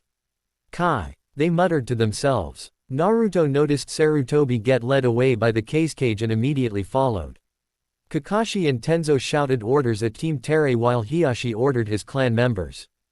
Giant snakes appeared all over Konoha. Jiraiya handled the ones near the main walls with his frog summons while he rode on his own spirit beast courtesy of Naruto after meeting him, which was a giant snowy owl. Team Tere handled the other giant snakes rather well. Choji's boar did an excellent job at ramming the snakes over because of its insane strength. Tenzo bound one in wood and crushed it. Kakashi completely electrocuted his. Kiba and Cerberus plowed down another with his clan as Shino did the same with the other. Itachi and Sasuke were busy fighting the sound ninjas in the stadium like the others. Hinata was with some of the Junins healing them while they fought. Hiashi was killing some in the park. Tamari and Kankuro along with Baki encouraged Gaara to start attacking, but Gaara only summoned Shukaku in his human form and let him attack sound ninjas. Why are you doing this, Gaara? We are supposed to be attacking Konoha. Baki said. Really? I heard, kill the sound ninja, Gaara. Monotone as he watched Shukaku cackle with glee as he destroyed the sound ninjas. No. The plan was to kill the Leaf Ninja. Kankuro corrected him. Huh, I could have sworn we were supposed to kill the Sound. Gaara replied. No. Gaara. Kill Leaf Ninja, help Sound Ninja. Baki sighed. Well. Gaara started as he saw Shukaku wipe out another squad of Sound Ninja. Too late now, I'm killing the Sound Ninja. And crushed a nearby Sound Nin. Meanwhile, the barrier was put up around Sarutobi and Orochimaru by the Sound 4. Don't worry old man, I got your back. Naruto gave a serious look that looked kind of funny and flashed a thumbs up. Sarutobi tripped over his feet comically and looked at Naruto with a ridiculous look. What the hell are you doing here? I came to help you out. Naruto grinned. Sarutobi just smacked his forehead and sighed. Kukuku, my Naruto-kun, I know you do not have the energy to summon your furry friend again to help you out this time, I can sense it. Orochimaru grinned with arrogance. Damn it, he knows my secret. Naruto squinted his eyes. It's not really much of a secret, dumbass. This barrier, it's shrouded with demonic energy, I wouldn't try summoning your friends. There was not enough space for Old Goat and Snake Freak to fight in the first place, but you being here make it really crowded for room. If anyone but you touches that barrier, they get burnt to ashes. Naruto gulped at that and whispered the message to Sarutobi, who nodded grimly.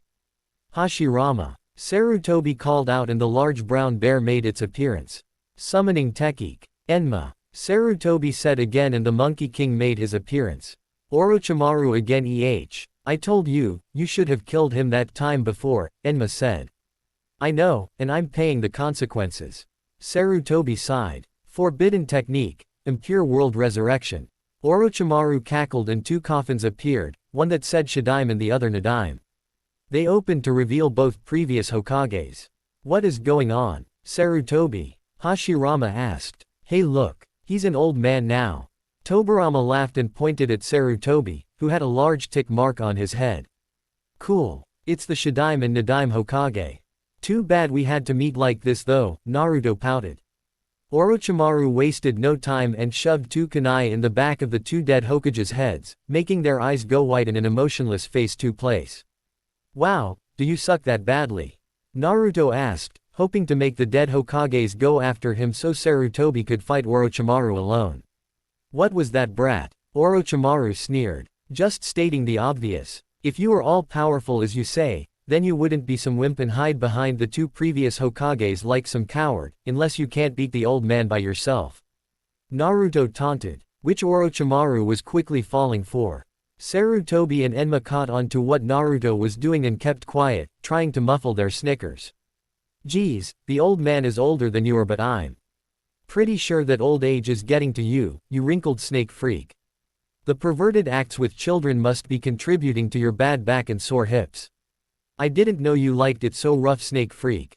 Naruto sighed in comically exasperation as the observing Anbu and Kakashi tried to muffle their laughter but failed and burst out laughing as well at Sarutobi and Enma. Shadaime, Nadaime, kill that brat. I will deal with this old man myself. Orochimaru growled. TCH, you must have been a feisty uke Orochimaru. Naruto grumbled, but the ninja heard it, making them go into another fit of laughter. The Shadaime shouted, wood style, dense woodland. And trees erupted from the ground, turning the battlefield into a dense forest. The Nadaime seemingly had an endless amount of chakra, said Wa. Tear dragons and shark bombs at Naruto at a rapid pace while the Shadaime had wooden pikes fly after him. Holy shit. Naruto shouted and ran through the trees, dodging each comically. What is with you crazy assholes? This should be illegal. He screamed as he ran from each attack. He would have been on the offense, only if the two most powerful Hokages weren't trying to kill him. He didn't even bother summoning Saryoku or Kurogane. It would have been a waste of energy seeing as he couldn't do anything to them from the lack of fighting experience and prowess compared to the Nadaime and Shadaime right now. The Anbu and Kakashi sweat dropped as they saw Naruto run and dodge from the various attacks from their previous Hokages while screaming comically. On the other half of the battlefield, Sarutobi had Enma transform into the diamond staff and Hashi in his feral form. Hashi made a wall of fire per his master's request so that Orochimaru would be burned badly if he wanted to go after Naruto, who he could hear the screams from. Back with Naruto. This is fucking insane. Naruto yelled after he again narrowly dodged a wooden pike flying at him. Water style. Water dragon. Nadaime called a gain and another dragon made of water chased Naruto. There should be some kind of limit to this. Naruto exclaimed and dodged behind a tree. Naruto ran from the Hokages and was faced with a wall. Why? Kakashi and Anbu were on the other side. Shadaime cornered him by making a net of thick branches as a wall to prevent Naruto from running again. Naruto turned to look at Kakashi and the Anbu and mouthed, "Help me." With a desperate look on his face and leapt to dodge a water shark bomb aimed at him. Water style. Water bullets. Nadaime yelled and spat large globs of water like a gun at Naruto, who ran. Kit, charge some of my chakra into your fit and punch the barrier to break it. Naruto charged the red chakra into his fist and charged the barrier and punched it. It cracked, but not by much. Ah, come on. I'm getting blasted by water sharks and dragons and skewered by wooden pikes, and this stupid barrier can't give me any leeway. Naruto whined as a pike grazed his cheek and slammed into the barrier, catching on fire and burning to a crisp. Naruto looked behind him fearfully. The Anbu and Kakashi saw the crack and got into their battle stances. Come on, keep trying, Naruto. You have to break it. Kakashi shouted. They shouted encouragements at Naruto. Shadow Clone Jutsu. Naruto shouted and puffs of smoke filled the caged-in area. Attack. The clones and Naruto gave a barrage of kicks and punches enhanced with the Kyuubi's chakra, but only large cracks appeared on the shield. Okay guys. Human cannonball. Naruto said as puffs of smoke appeared from the clones being killed by the Hokages.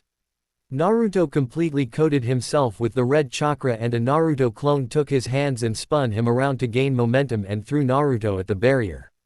Naruto struck the barrier, but only made a really big crack. He slid down from where he hid as he had swirls in his eyes from the spinning. Kakashi saw this and could only shout, "What kind of moron are you?" At the stupid but somewhat brilliant idea. You idiot. The Anbu could only face palm at the action. Let's try this again. Naruto stood up dizzily, but his swaying only allowed him to luckily dodge a few wooden pikes and water bullets aimed at him. Mass Shadow Clone Jutsu. Naruto grinned and more shadow clones filled the area. Most went to distract the Hokages. After another try with the human cannonball, Naruto sighed. Okay, one last time. Naruto growled and was launched again. This time, the barrier in the area shattered, allowing the Anbu teams and Kakashi to jump in before it regenerated. Good work, Naruto, rest up. We'll handle it from here.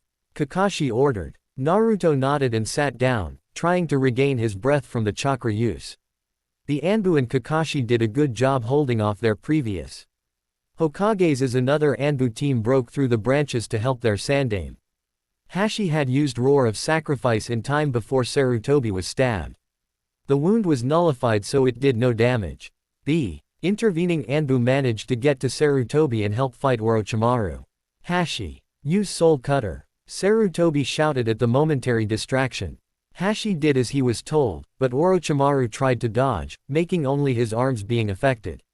The arms went black and limp. What is this technique? My arms feel like they're on fire.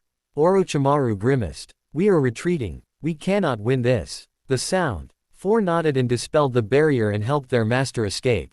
Anbu tried to go after them, but they got caught up in a sticky web. That's it for today. I will stop here.